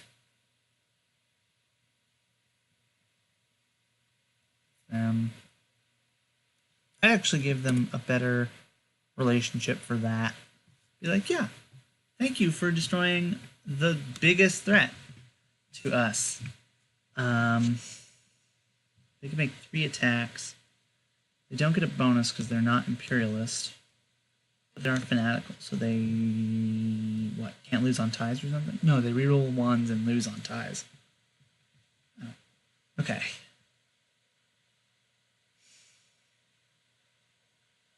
Their cunning is 4 against the 5. Great. But there's only commodities brokers left on Marshall. They could push the Empire off the planet for potentially good. There's still the Neofem Rem. What do they feel of the Neofem Rem?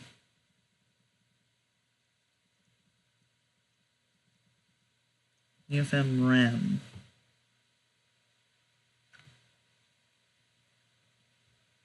Pretty sure Neofem Rem bought something on Marshall. Yeah, there's a strike fleet now on Marshall. They don't like that. They do like getting rid of the Empire.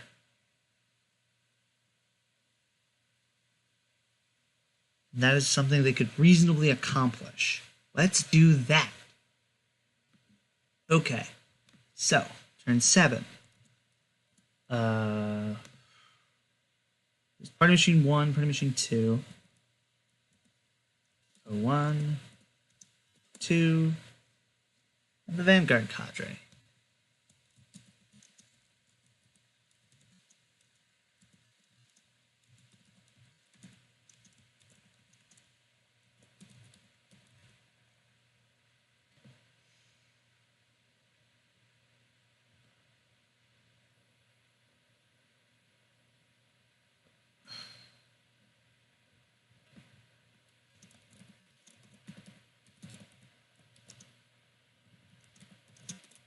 On Marshall. Now, Party Machine 2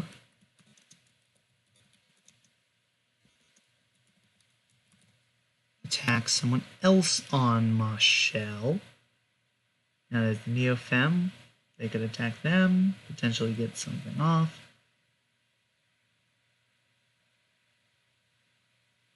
These are all cunning attacks.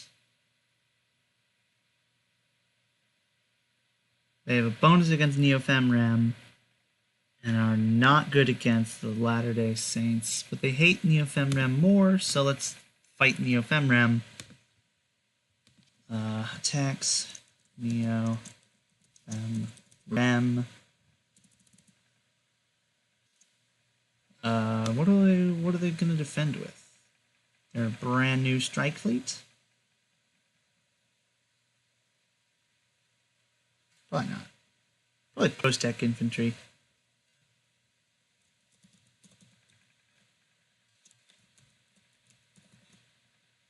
I think the other asset they're attacking with, Vanguard Cadre.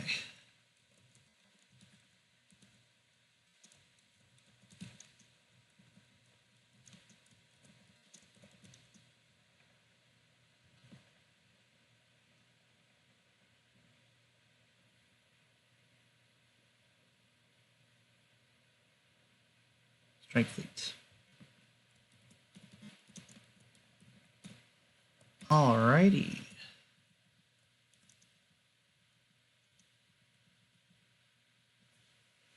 Start with the party machine attack on the comms broker.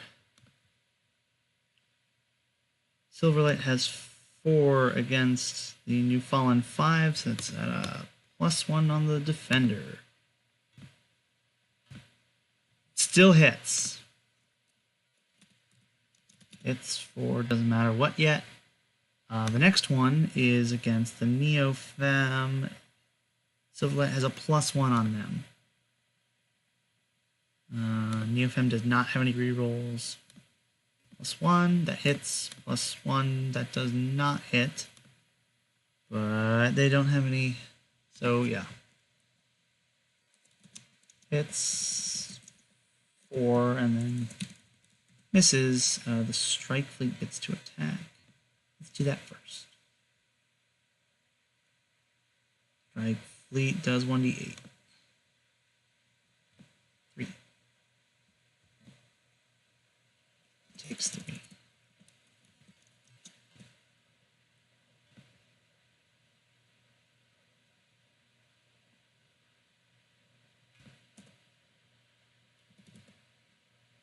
So it's got 4 left.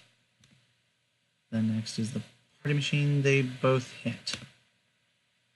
Party machines do 2d6.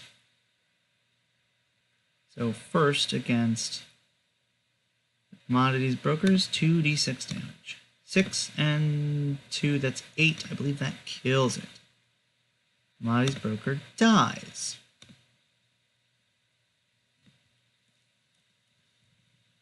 Kills for 8. And their thing is seize the planet, not blood the enemy. And the other one, 5 + 2, that's 7.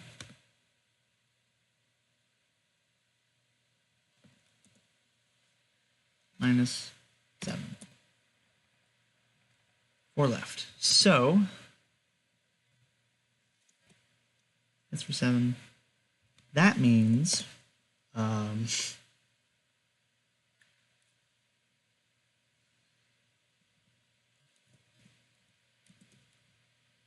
Syndicate sabotage.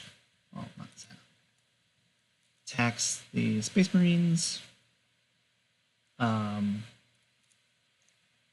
the Silverlight. Oh, now there's 2 people watching. Light Pact. Oh no, what happened to my stream? Silverlight Pact pushes the New Fallen Empire off of Moshel. Very nice. Where's my cursor? See if that helps. Cool. Also, if anyone in the chat has questions, feel free to ask them. I love talking about this game. Yeah, so feel free to ask. Next up, the Roshani royal family. Cool. So now the Roshani royals were heavily featured in a recent episode, I think 3 episodes ago. So not that recent, but recent enough that they should be in anyone's mind. But they are a new faction. They don't have a goal.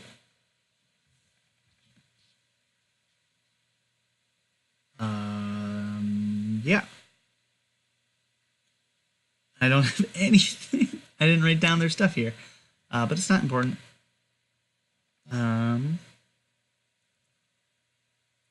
so I'll look at the goals that they might want and what they can achieve. So to give you a bit of information, they are also aliens like the Silverlight Pact, except they're not fanatical. These are refugees from another sector. Where are they? They're scavengers. They technically are a royal family, or have a royal family, that runs Ziggy Kirla. But the Kirla Council also is their own faction, and they're working together on Ziggy Kirla to fight someone. I forget who they are fighting. Kirla. Rashani Royals, the Kirla Council, Magnus Company. Oh, yeah, it's just the Magnus Company, and also potentially another faction later. The Magnus Company is fucked, though. It's a 2-on-1 fight. So let's look at what the Royals have. They have mercenaries and they have zealots. So, Mercs, attack, Magnus something, and then zealots attack Magnus something else. What does the Magnus Company defend with?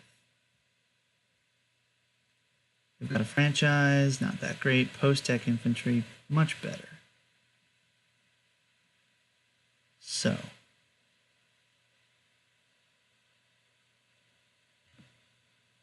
attacks the post-tech infantry, and this will attack the other one, which I forgot what it was. I'm so smart. Monopoly. Nope, franchise. Why do they have a franchise? That makes no goddamn sense. I've probably made sense when I made the faction. Doesn't make sense now. So, attack, attack, attack.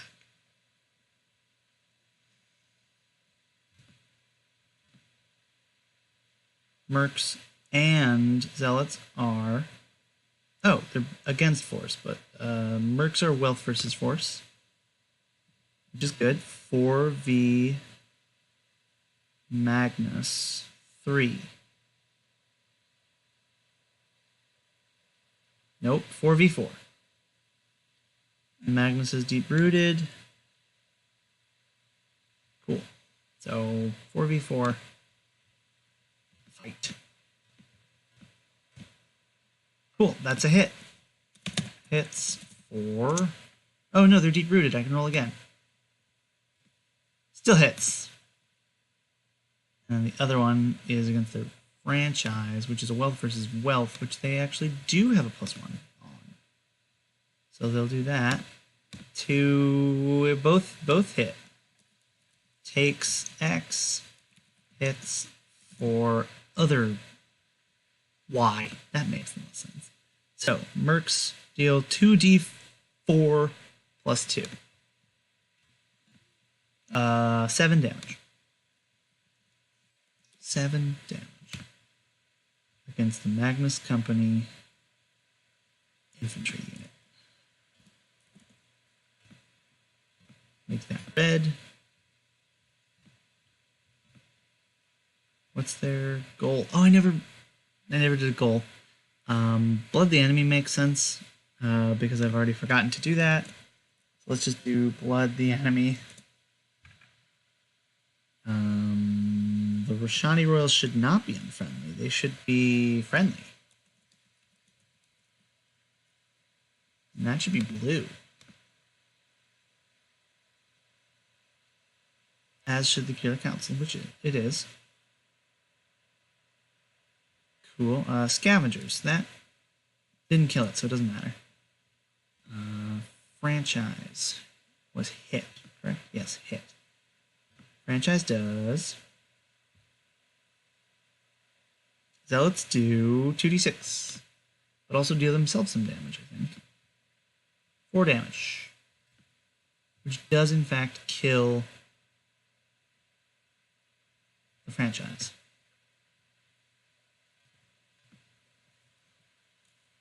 God damn it. They both hit. So 1d4 minus 1.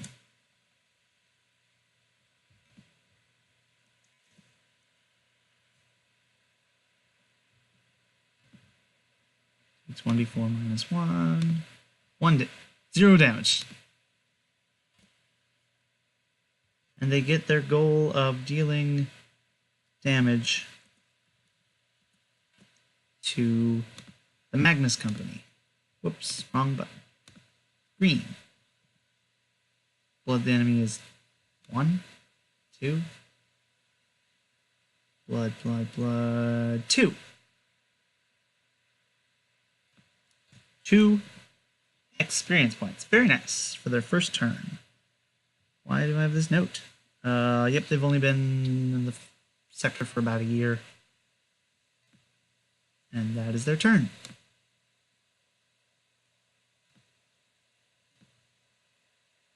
Magnus Company is severely weakened right now. Oh, and look, it's the Magnus Company, and then the Kirla Council. So, Magnus Company.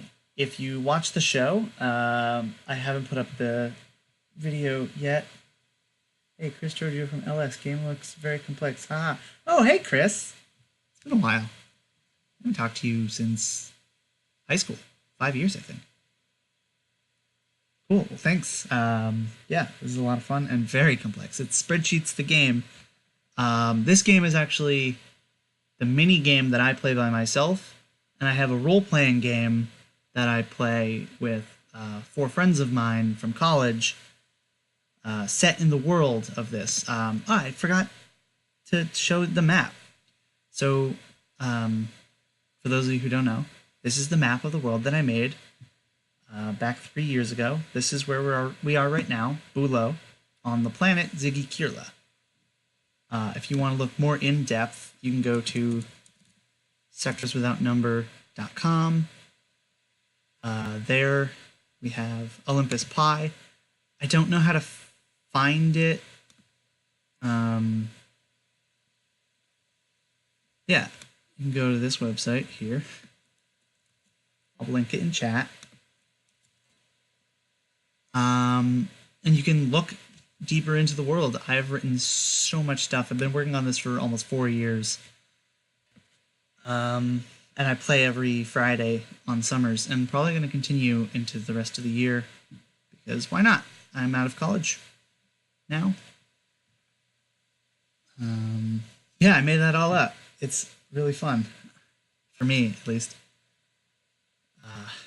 So yeah.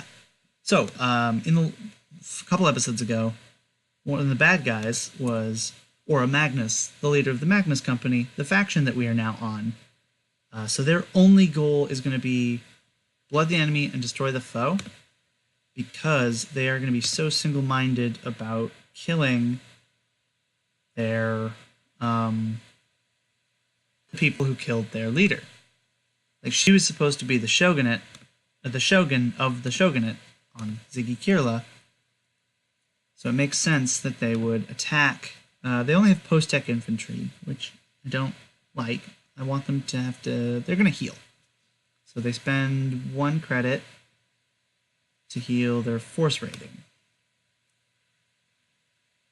Force rating is 4, so heals 4 on post-tech infantry. And that is their turn. I just have to actually do that. +4. I should probably a battle on Ziggy Kirla leaves the terrorists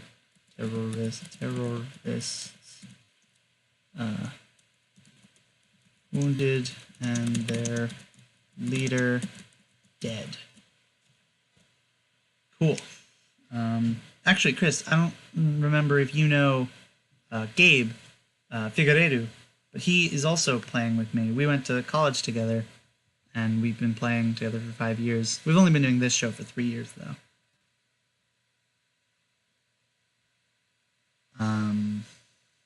That's the Magnus Company's turn, and we'll go to the Kirla Council, which I spelled differently in like every place. It is turn 7, not turn. It's the year 3201. It's July.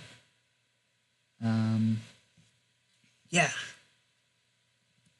Next, we do Kirla Council. Where are they? Did I give Magnus their money? I did not. Magnus, you get your money. Kirla Council, you get your money. And you're also going to do Blood the Enemy. Oops. Because you are also out to get the Magnus Company. What stuff does Kirla Council have? So they have Post-Tech Industry and Post-Tech Infantry. They're going to use their Post-Tech Infantry to attack the Magnus Post-Tech Infantry. Post-Tech Infantry. Whoops.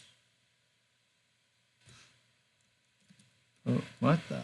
Why is it so big?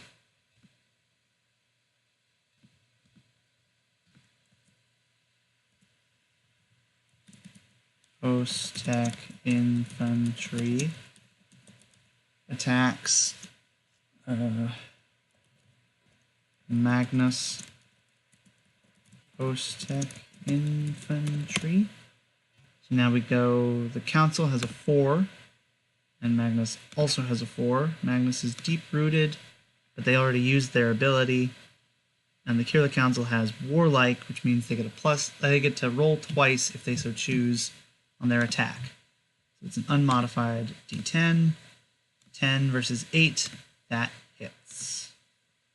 So Post-Tech Infantry deals a D8. 5. Hits for 5. Wow. So they take -5, which actually means if the Magnus Company didn't heal their infantry, they'd be dead. So good on them for doing that. I saved them for 1 turn. Oh, I didn't take their money away. They spent 1 credit healing. So that was the Kirla Council. Now we would have Ficus, but Ficus is yet to be introduced, so we're not going to bother. Oh, and we get to go to the last section of the game. I've split them into 4 sections. We started with 4, went to 3, 2, and then 1. I split them up to make it easier for myself. Oh, thanks for following. That's nice. Thank you, Chris. I always appreciate followers. That sounds weird when I say it out loud because I don't like it when people follow me home, but that's different here. Yes, so we're in this sector, which is very busy. So we'll just get into it. So the CU Superiority Initiative, they are this red group of hexes. They also have a Tech 5 planet. Why isn't it working? Okay. Turn 7. What does the CU Superiority Initiative want? Military conquest. Where are their assets?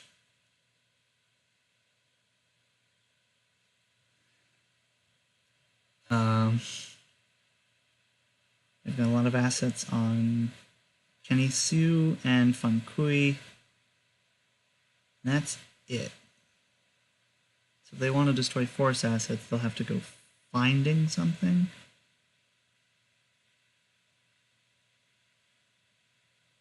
Yeah, it looks like their former rival is dead. Makes sense. They probably killed them.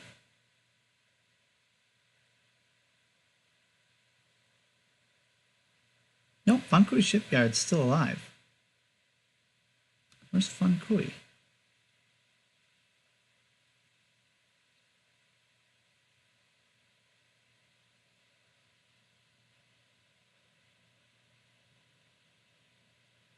I have it written down that they're alive, but they don't have any. They killed their base, yeah.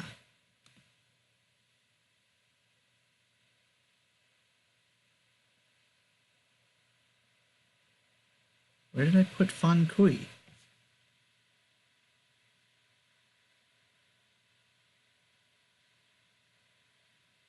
Oh, I didn't delete it.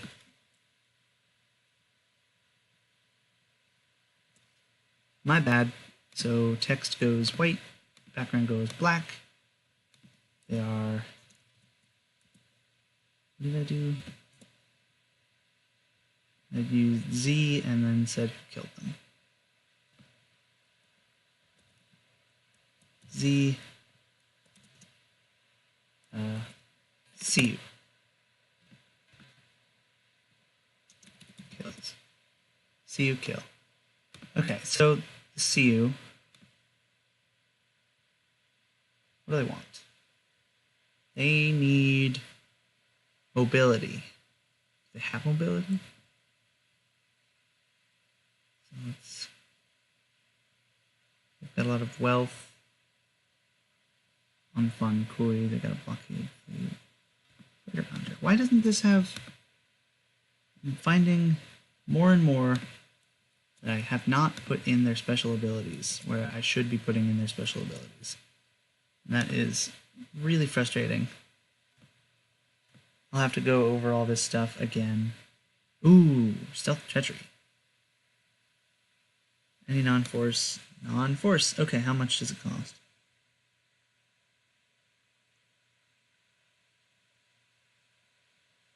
Oh, but I want to buy stuff too.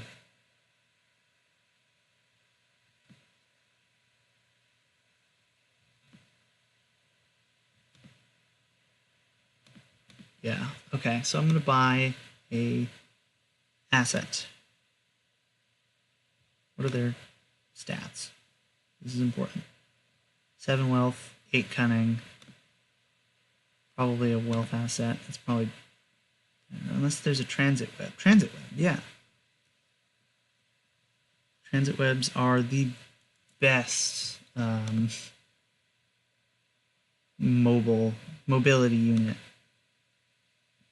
So, I didn't check how much they costed. 15. And I forgot to give them money. Yeah, they can they can afford that. No problem.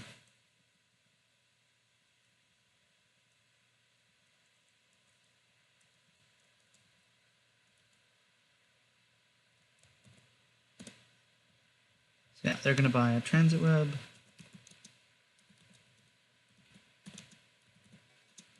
On Kenny See. Cool. So hopefully what they'll be able to do is move all of their stuff onto Saori Prime, where they get to fight the Empire over supremacy of this planet, and against the Krallis, and against the Separatists. Saori is about to become a very popular place. Well, it already is. More popular. Why can't I? Okay, there we go. Oh, did they complete a goal? No, they just bought something is all. Alright, cool. So the Pirates of Irristain. So they are from Avalon. They have control of their own planet, Irristain, and a space station called Thunder Eagle 1.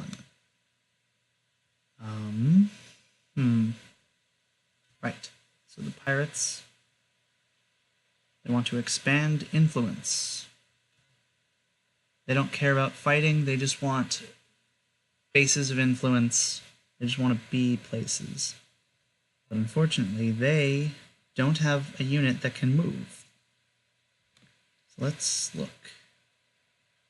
Iblis Station is probably a good target for them, so they want something that can move at least one place. They're pirates, so they can't just move. 3 wealth. Shipping Combine. As an action, any non-force. Mercenaries are non-force. Yeah, cool. So they're going to buy a Shipping Combine. That's a... Did I give them their gold? I did not. 12. Oh, shoot. Does the Shipping Combine cost too much? Nope. Just right. Purchase Shipping Combine on... shoot. That would have to be on Iristane.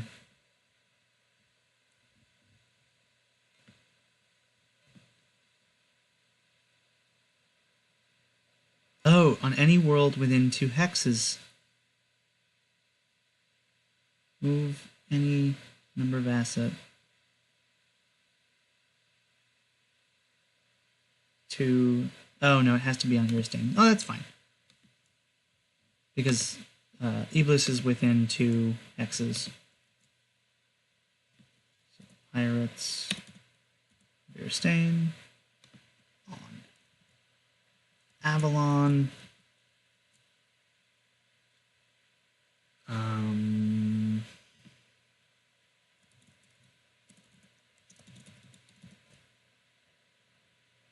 Shipping Combine. Cool. Alan Kira.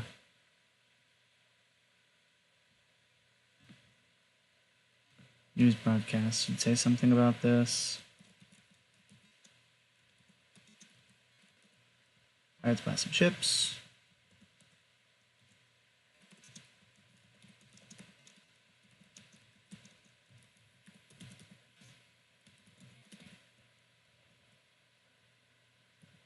Cool.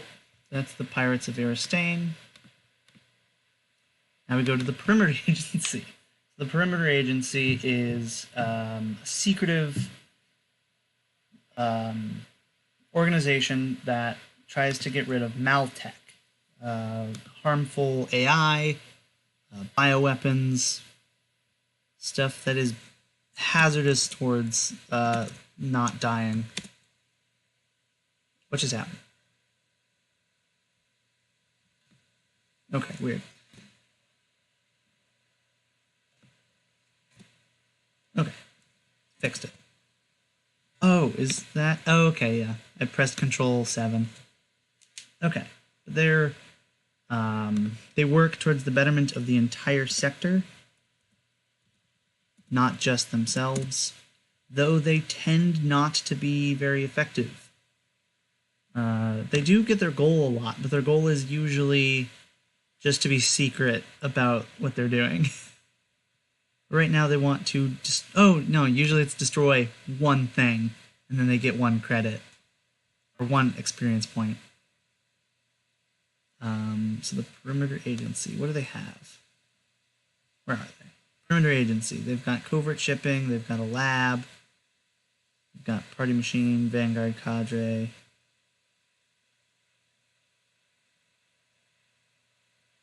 So, any 1 force unit can be moved between, special forces can be moved within 3 hexes. So the Cyber Ninjas can be moved anywhere within 3 hexes of Lothi 4.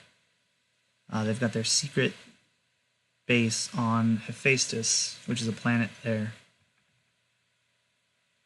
So, betterment of humanity. What does that entail? Who do they fight?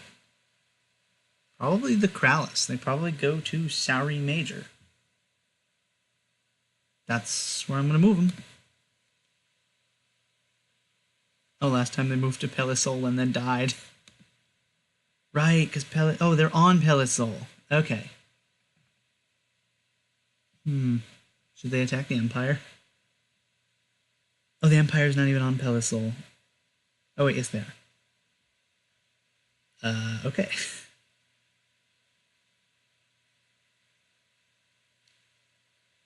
So, yes, they should attack those engineered slaves. Those are bad biotech.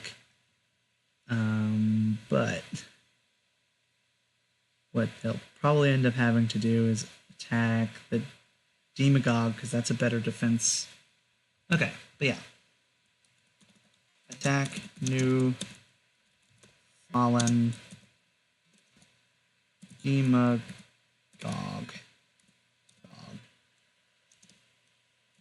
On, what did I, oh, I added an extra A. On the soul. So, now they get to attack. The Perimeter Agency has +4 cunning, but the New Fallen Empire has 5. Now they've wasted their Psychic Academy and their Theocratic tag, which means they don't have any rerolls. The Perimeter Agency, let me check if they have any rerolls. I don't think they do.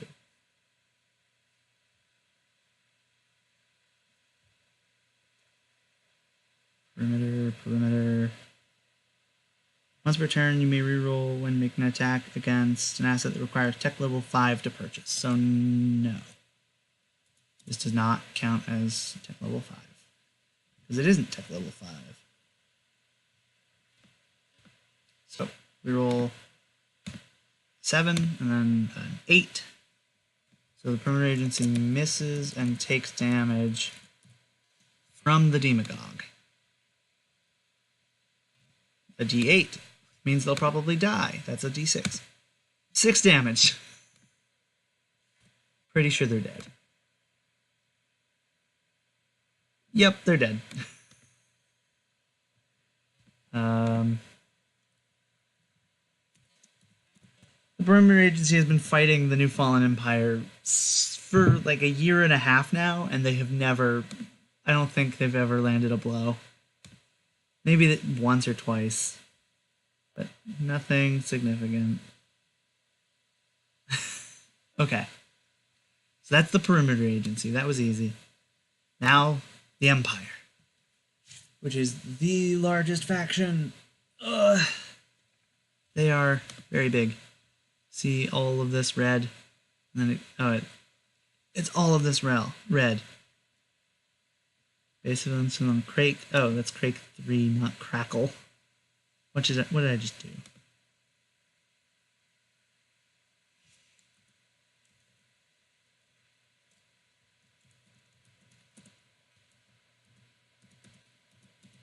What did I just do? What happened?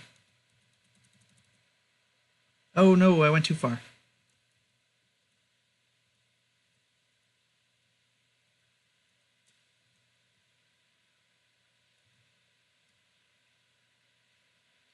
Weird. So yeah, all this like light red color. They have bases of influence on Crake, Nufala, Pelisol, Sauri Major, Sauri Minor, and Varga. Oh, I forgot to update that they do not like the Silverlight Pact at all. Because the Silverlight Pact just pushed them off the Silverlight homeworld. Yeah. They don't like a lot of people.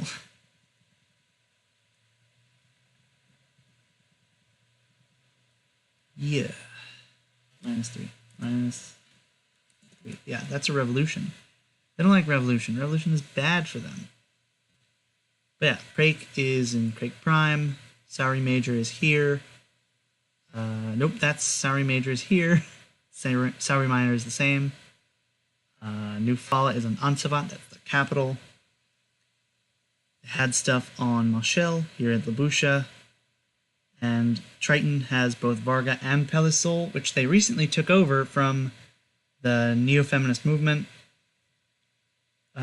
which is now only here, I guess a bit here. But yeah, that's their main history. They've also been fighting against Sioux Superiority Initiative, and have recently come into contact with the Crake, which are lobster aliens that no one has actually seen. I shouldn't have told you that they're lobsters. But yeah, they've been harassing, the Krallis have been harassing the Empire for years, and only this year have they decided to go on the offensive. That should be not. So, New Fala.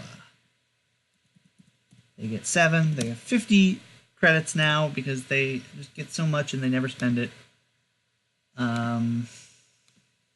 What do they want to do?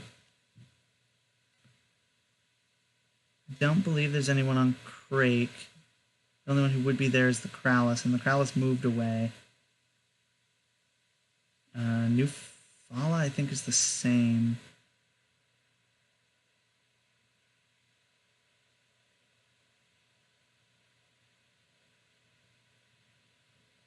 Yep, no one on New Fala. They're off Labusha.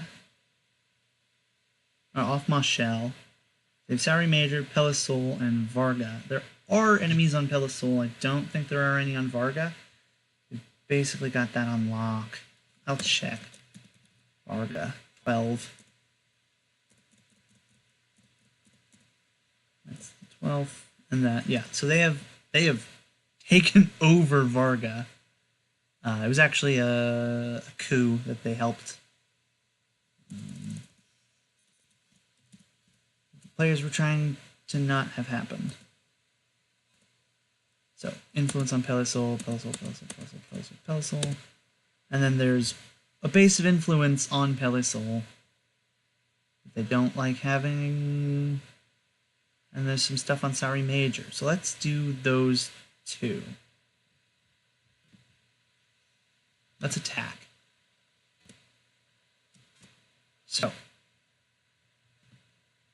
on Sauri Major.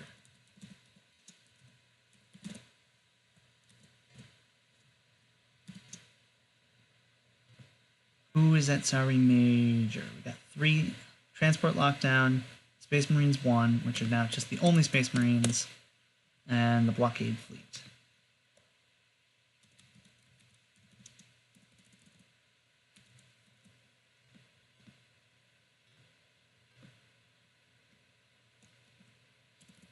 Perimeter Agency doesn't get news. Blockade Fleet. Space Marines. And what was the last one? Transport Lockdown. Oops.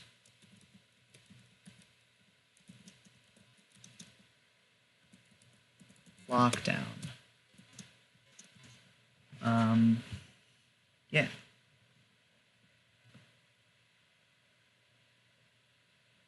And then the other one was everything on Pelisol.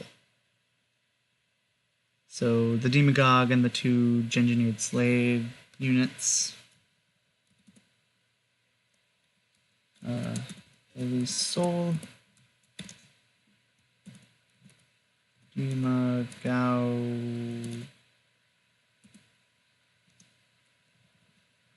Did I? Yeah, I did. Demagog. And say 5? Yeah, because they've got 0, 1, 2, 3, 4, and then 5 and 6 there. Those that were all actually taken away from the previous controllers of Varga, who were the neo-feminist movement, they controlled them, and then they were taken away using, what was it? Hostile takeover. It's an amazing, amazing asset. So we attack. Sorry, Major. We'll figure out who we attack there later. For now, it's the Syndicate of Latter-day Saints.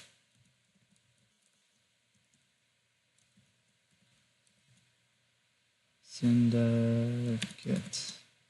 That's nice. Well, Syndicate. Syndicate. Latter-day Saints. I think Latter-day is 2 words. Syndicate of Latter-day Saints. They're attacking the base of influence. Base of influence.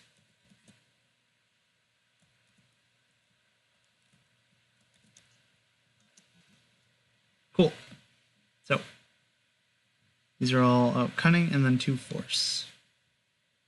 So cunning is 5 and then 2 force is 7 versus the syndicate, which is 6 and then 3. So the first one is at -1 and the others are at +4. -1. So that is a tie. And this is +4, so that hits.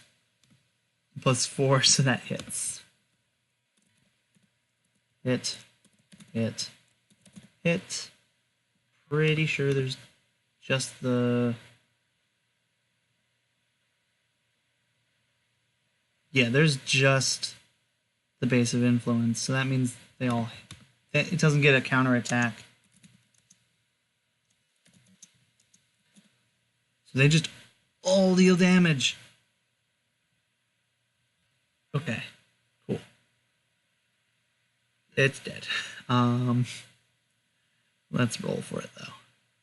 2d8, a d6, and a d6. 2d8, 5, 7, that's 12, that's dead. Plus 3 is 15, plus 3 is 18. 3, 3, 12.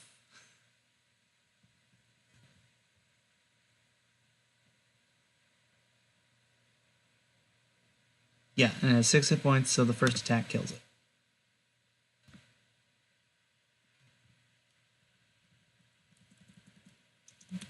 Kills. 12, and then invalid target.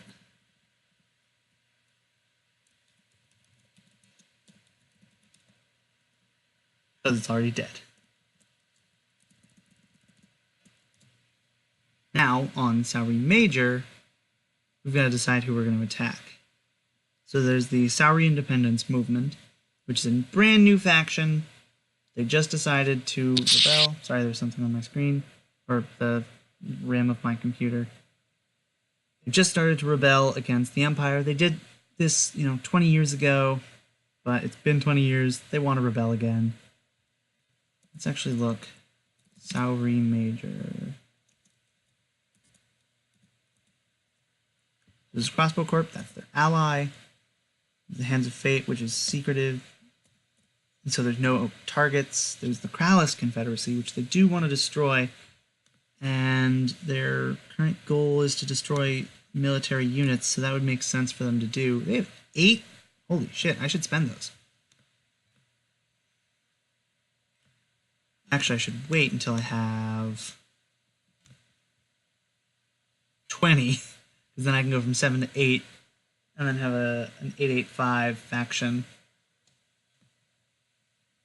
So it makes sense to attack the Krallis. So the Krallis gets to defend. They get to choose their defenders. Attacks. Krallis.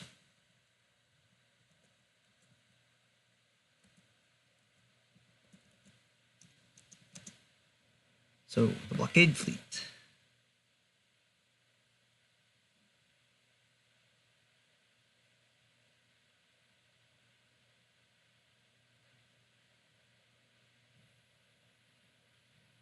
Oh, transport lockdown.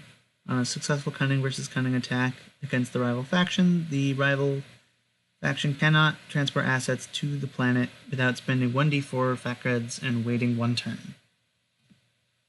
Huh. Let's just do that right now.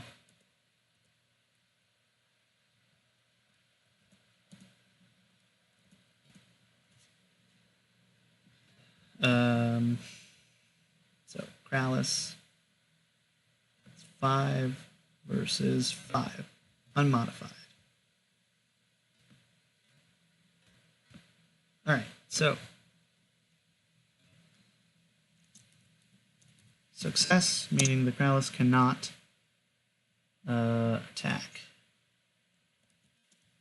or can't move to this place.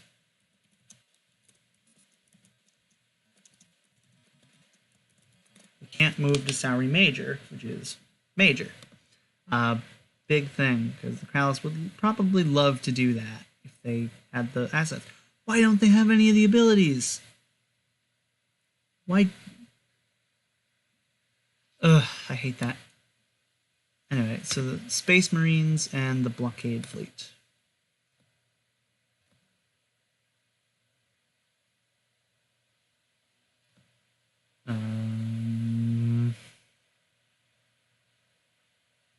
Space Marines deal a good amount of damage, I think.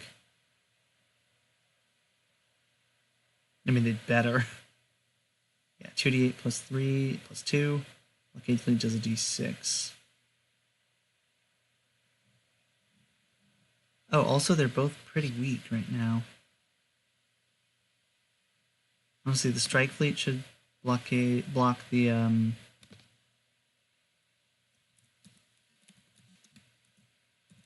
yeah, so we'll have the Strike Fleet block the Marines, and we'll have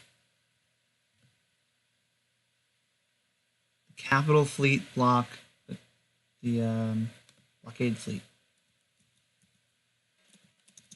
So it's a space battle. Cool. Very fun. Space battles are fun.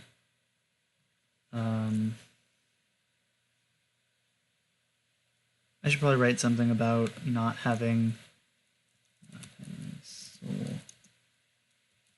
clear of Syndicate. And then we gotta roll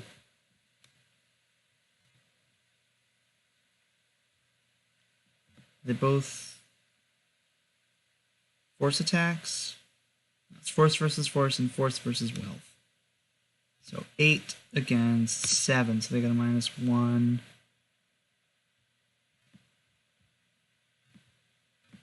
10 versus 2. Can the Kralis reroll that? Warlike, military, or mercenary scavengers? Nope, they cannot. So they get hit by the Blockade Fleet for a d6 of damage, 6, and then also 1 credit is stolen. 51, not like it matters. Not like it matters at all. Because they're both so fucking rich. Hits for 6. Steals 1. Faction credit. Okay, and now the Space Marines. Oh wait, that was the Space Marine. Whatever. Force versus force. Oh no. Space Marines fail. Oh no.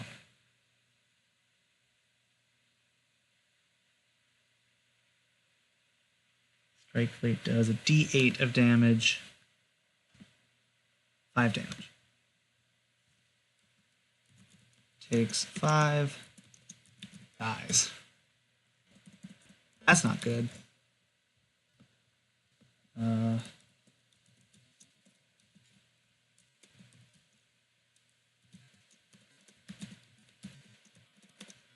Space Marines die honorably fighting back the Kralis.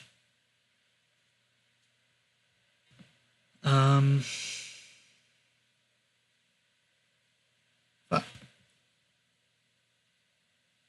Oh, and I forgot to deal the 6 damage to... who was it? The Capital Fleet.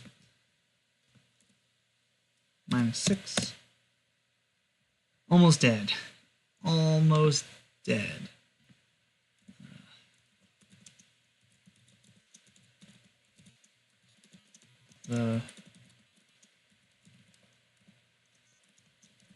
Coming to an end.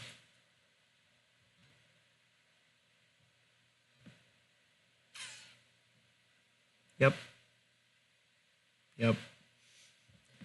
So that's the New Fallen turn. The big empire. Now we go to Shadia Shipping, a small spaceship corporation. They build spaceships. That's it. Oh, shoot. I forgot to add hit points for one of the factions. Because they got a 4. It was Yellowstone. They went from 3 to 4, so they get 2 more hit points. That's important. Where are they? Yeah, now it's 17 out of 17.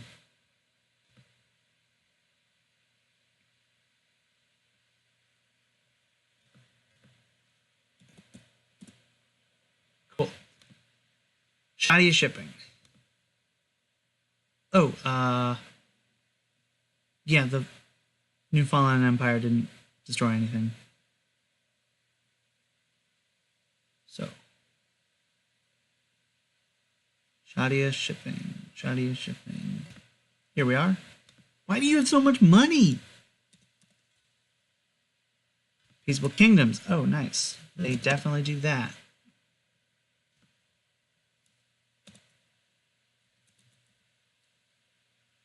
Yeah, Shadia.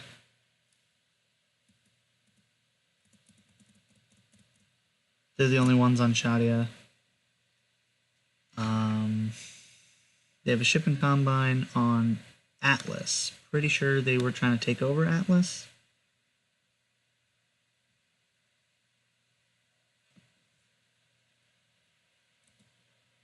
Did they take over Atlas? Took over Atlas. Did they take over Barith?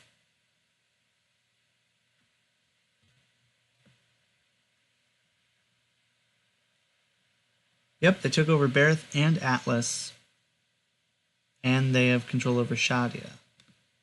Oh, right, I made them yellow. So yeah, they are here. New Zion, they control 3 planets there. It's turn 7, and they're probably going to take a very simple turn. Because they basically only try and make money. They have 3 harvesters. Now, you can't see it because I must have forgotten to put that in. But what this allows them to do is roll a d6. On a 2 to 4, they get 1 credit. On a 5 to 6, they get 2 credit. No, that's wrong. That's a different one. My bad. Let's look.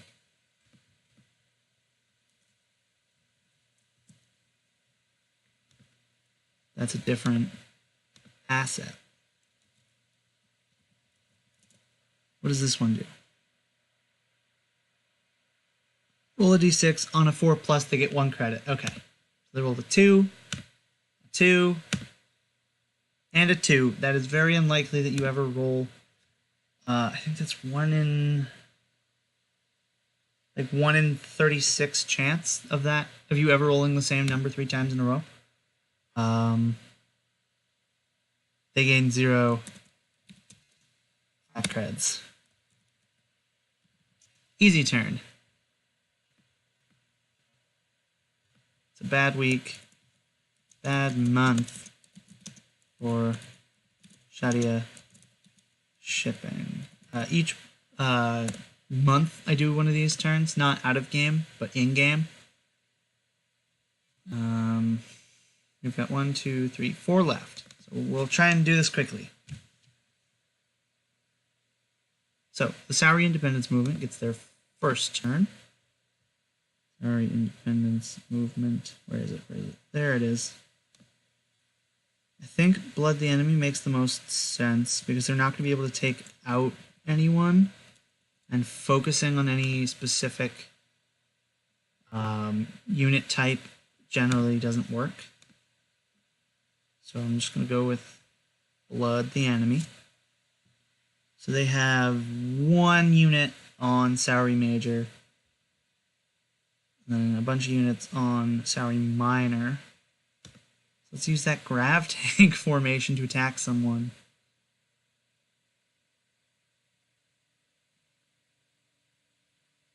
Didn't the Space Marines die? Yeah, they died. Let's destroy... Oh, also destroy this base of influence. Yeah. So yeah. Grav Tank formation. Attacks. New Fala. What does New Fala want to defend with? Nothing, because that's bad for them.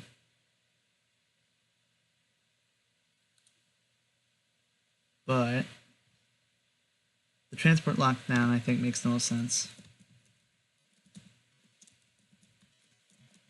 Lockdown. Now, it's a force versus force, and the independence movement has a 6. Oh, gosh. 6 versus 7, and no reroll. Wait, does Scavenger affect them every time something dies, or just when they kill something? Scavenger, when the faction destroys an asset or has one of their assets destroyed. Okay, yeah. Cool. Grav Tank attacks. So at a -1 with no rerolls. They don't hit. Okay. So yes, separatists attack spaceport on Sauri Major, thwarted by valiant soldiers, Imperial soldiers. If you're unaware, I do a news thing to do a summary of what happened because I find that more entertaining than this. This is, 3 hours long and just spreadsheets. But my news report takes maybe 10 minutes and it just summarizes everything in a more interesting format.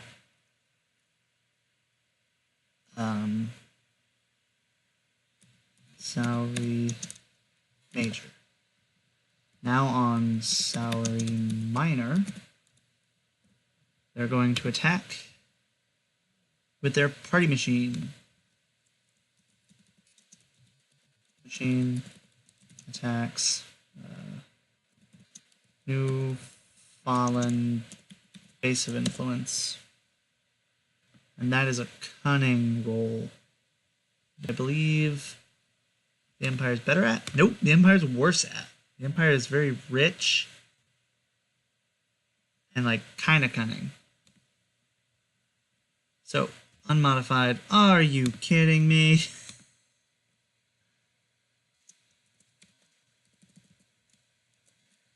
It misses. Cool. Political block.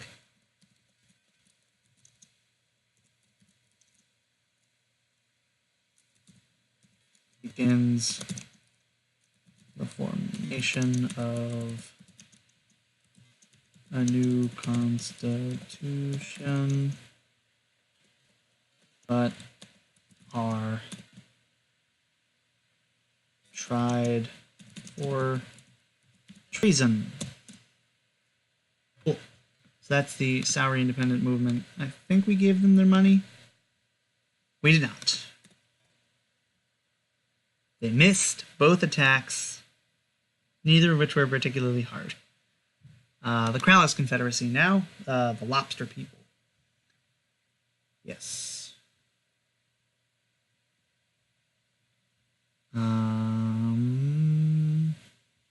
They're also one of the bigger factions.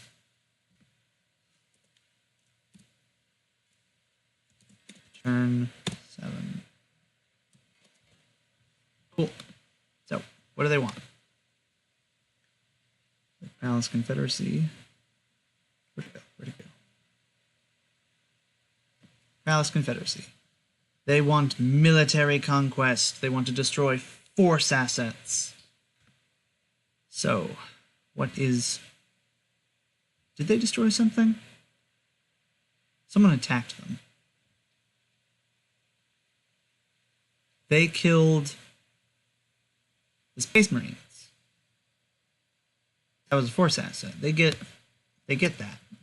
That counts. Good for them. So, Scavengers, Warlike, Mercenary Group, and they own the planetary government of 3 planets. They are from this section, which is mostly unexplored space. I guess I forgot to tell my players not to watch this stream, because you're not supposed to know where the Krallis are. But you guys, my viewers, you get to know. Because I highly doubt you can tell the players, and because I find this fun and entertaining. But the Krallis get to do something. They're on Sauri Major. And they're in their homeworlds. Mostly on Sauri Major. They want to attack. Or do they? What else is on Sauri Major? There's a blockade fleet.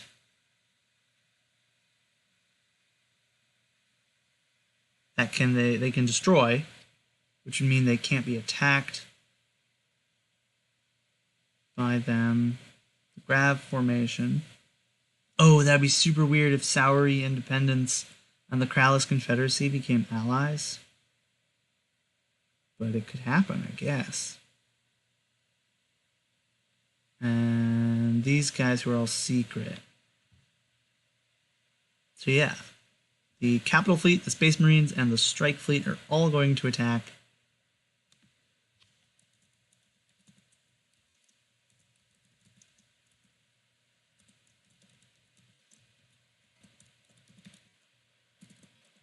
Space Marines.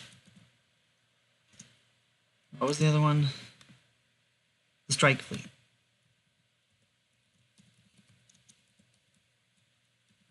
And this is over Sauri Major.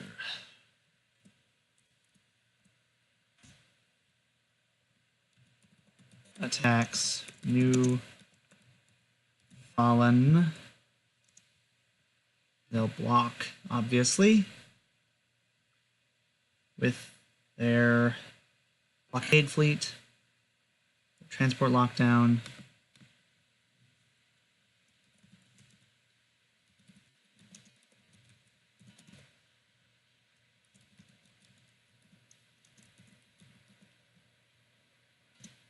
And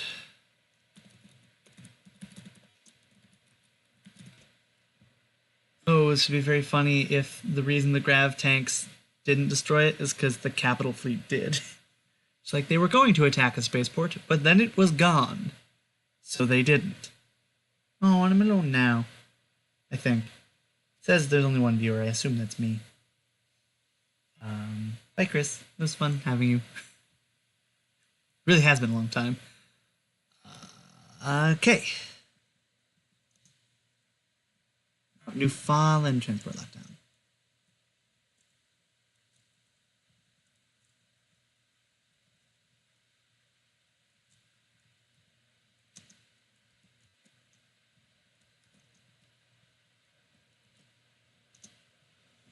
Alright, Capital Fleet.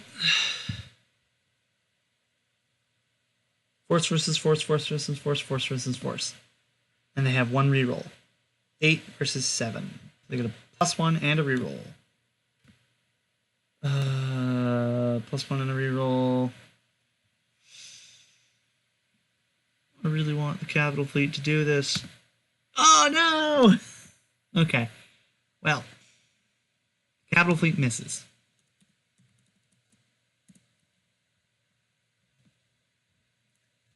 The next one, the Marines. 7 + 1 versus 4. That hits. What's the goal? Military conquest. Cool. And then the last one, 4 versus 3. That wins. Cool. They hit each of these targets once. Hits for punch, I think. Space Marines, 2d8 + 2. 8 damage. And Space Marines attack the blockade fleet.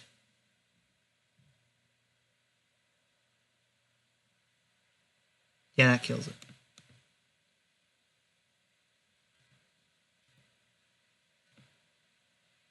The ISS Ornasis is a part of the fleet. Oh, shit!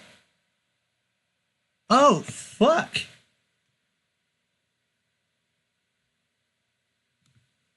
-8. This thing is dead, but I want to keep this here because that is important. The Ornasis is... So, I don't know if you know your demonology, but Ornasis was a demon that Solomon summoned, a Jewish king, or he captured him, and then took over and became his master, and he forced him to sell out a bunch of demons. He said, "Tell me all the names of the demons you know." And so Ornasis told him. And then Solomon had control over all these demons because of naming magic. That is, prominent in Jewish folklore, not history. This did not happen. So the Ornasis is one of these is a ship. And the reason it's called the Ornasis is because the Sauri Minor people here, they are Jewish. They're majority Jewish, and they've been forced to. I mean, they're not forced. They were part of the Empire, and the Empire was like, "Hey, as punishment for some subordinate behavior or something, they send you to work on the Ornasis, which is mostly loyalists." And so when the rebellion started just this month, the fact that the Ornasis is dead is interesting, especially because one of the players, Victor, his character, Vincent, which is very confusing sometimes,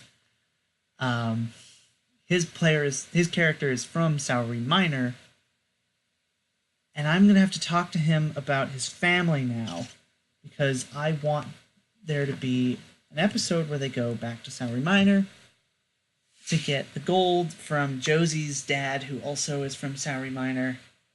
Josie is the girlfriend of Mirko, one of the players' characters. No, Josie is the girlfriend of Mirko. Yeah. Yeah. So I'm going to have to talk to him about his family, and I hope, I'm going to suggest to him that one of his family members serves on the Ornasis, and that they called him to help them. Or they're just dead. Or it's like, hey, your dad is dead. You're wanted for a funeral in a couple months.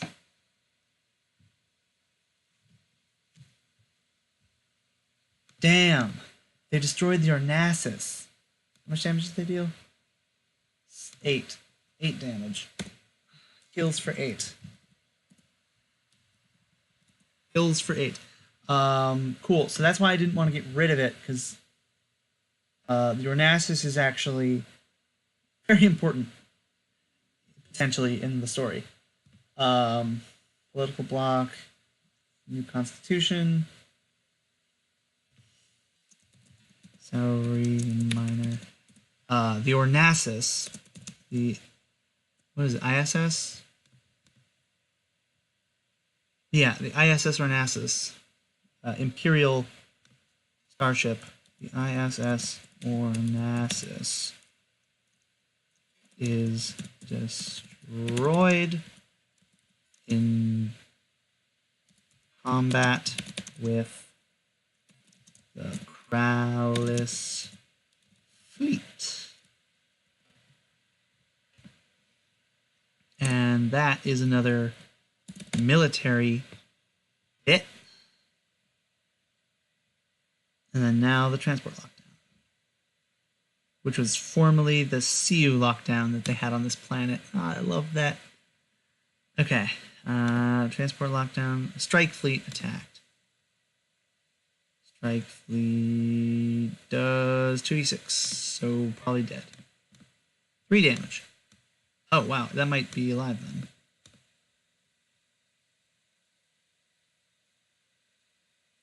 Transport lockdown, not dead.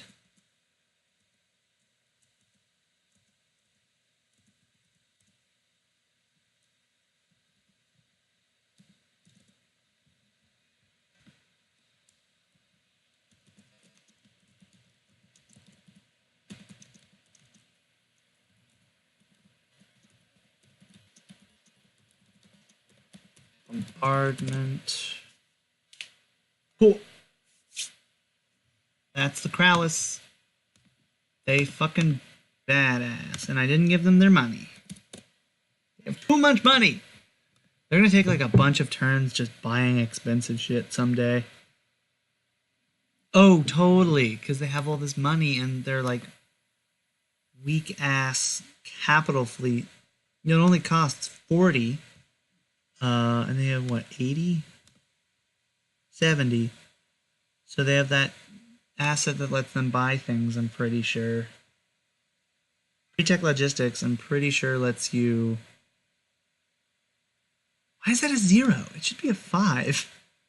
Whatever. So logistics should, I think, give them the ability to buy things when they make the use asset action. So who's next? Hive. Hive! Hi, Hive. Cool.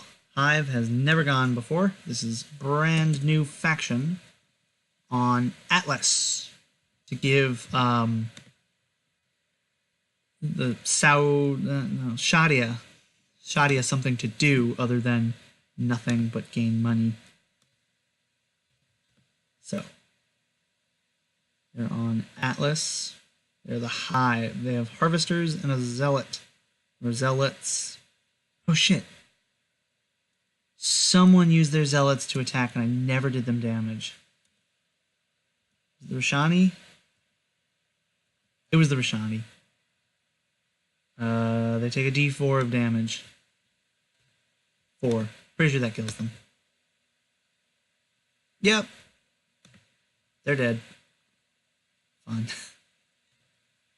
Zealots are so dumb sometimes. I'm just gonna do that now. Where are they? Shani Royal Family.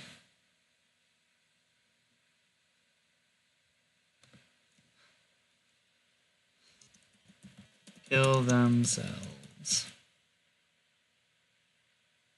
Cool. I mean, not cool, but like, you know, got it done. So we have the Hive.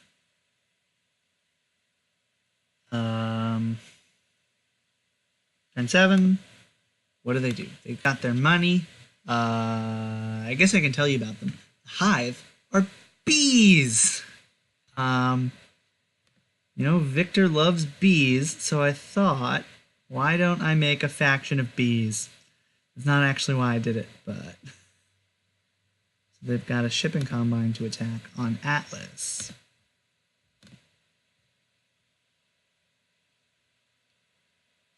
Hive.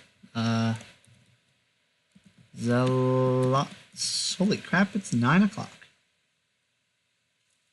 Attack. Shadia.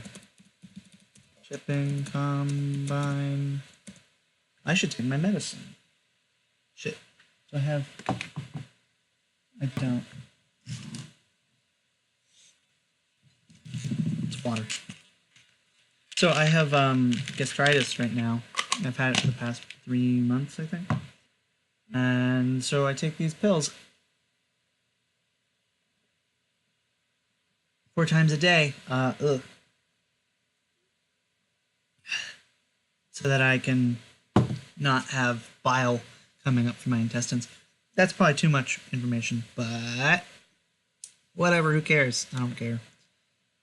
So, harvesters don't attack, just the zealots. But yeah, I have to wait 3 hours after eating. I ate around 5 last, so it's been more than 3 hours. And then I have to wait an hour before I can eat again. So Hive has 4 force, correct? Force. Against Shadia's... Oh, my wrist is hurting. 3. I also hurt my wrist back a year ago playing Quidditch, and every now and then it hurts.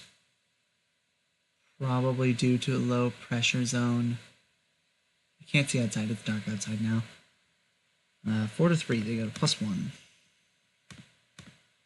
They win. So it's a d6, and then they deal themselves 4. They kill themselves. Deal 4 and die. Zealots suck.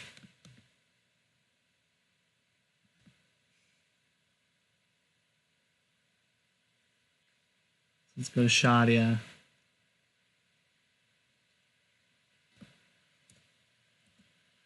-4.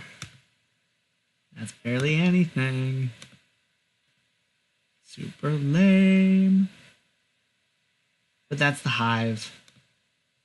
I think we have one more. Yes, the Phoenix. So the Phoenix I introduced now? Okay, cool. I introduced the Phoenix now. This is their first turn. Phoenix World Ship. They've got 7 credits. And they're actually not above Atlas. They're actually above Sothis. I just never changed that.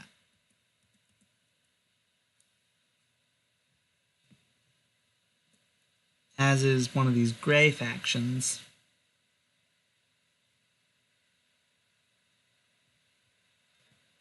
Which I didn't make anything for. Oh, I didn't give Hive a goal.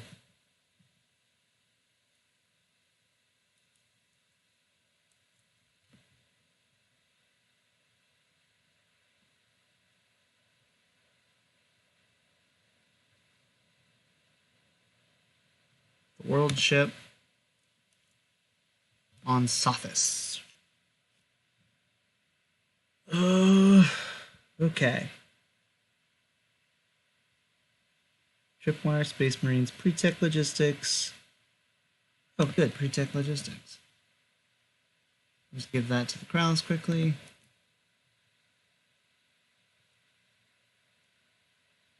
Yeah.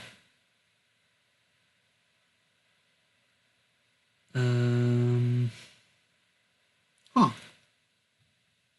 They don't really have anything to do other than attack, and they don't really have anything to attack with.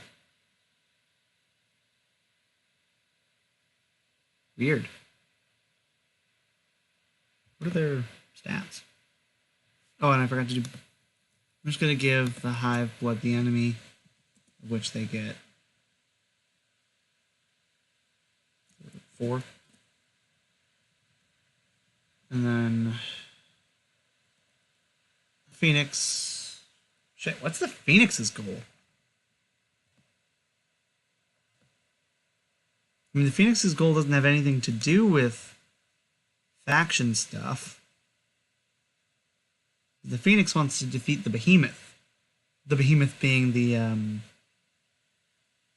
genetically whatever, the echogenetic creature that they fought and is also coming in other forms. Yeah, if you haven't seen the other episodes, any of the episodes yet, you should watch the most recent one, or the second most recent one, Blood of the Covenant, because that has some interesting stuff on the Behemoth. It's this big enemy that is in the background for most of the game. I'm really proud of it.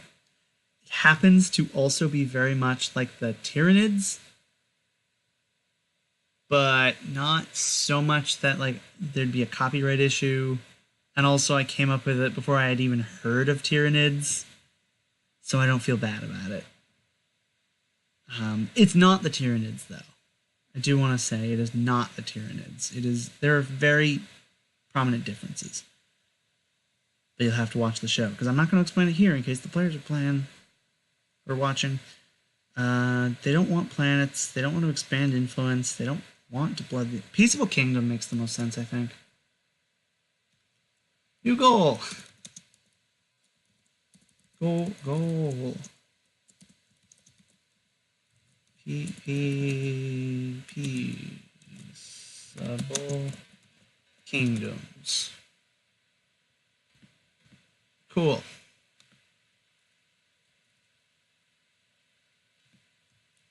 So the Phoenix World ship, and yes, they are allied with the party, because the Phoenix World ship is where one of the characters is from, and has been like a political influencer and like a patron of the party. They are very prominent in the party's decision making. Now I don't know what to do. What to buy? What are their stats? Look at their stats, Eric. 5, so it's 8, 7, 5. And I want to give them the ability to do stuff when they're not doing stuff. First off, they're definitely going to move the Phoenix World ship, which is this star.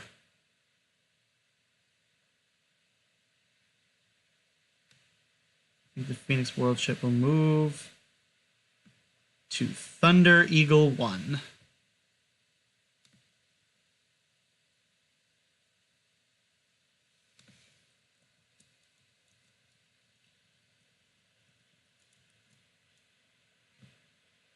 Cool.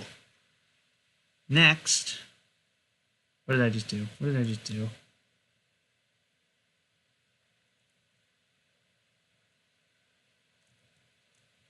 Okay, good.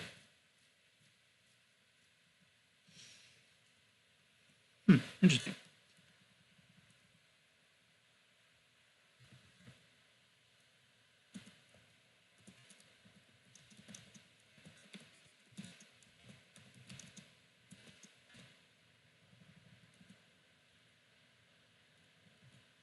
Thunder Eagle 1. Can it move every time? Oh, I have to make this decision now, don't I? I don't think it can. I think if it wants to buy something, then it can't move. But what would it want to buy? What are its tags? Mercenary group. Oh, so they can move on their own. Oh, it would buy something to gain more credits. First Tech Industry. Blockade runners. No. Venture capital would be good, but they can't buy that. So we'll do post-tech industry. The purchase of post-tech industry. That cost 8. Never mind. They're going to move. Moves from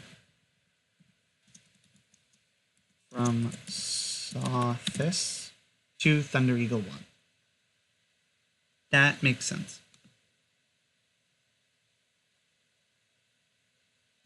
The party is here. They will move eventually as well. That is the faction turn. Thank you for being here with me for 3 fucking hours. Holy shit. Didn't expect that. Should have taken a break. Yeah. If you want to get involved in the show, you can post about us on Twitter using the hashtag sliceofpie_games. If you do, I will make a non-player character named after you as a thank you.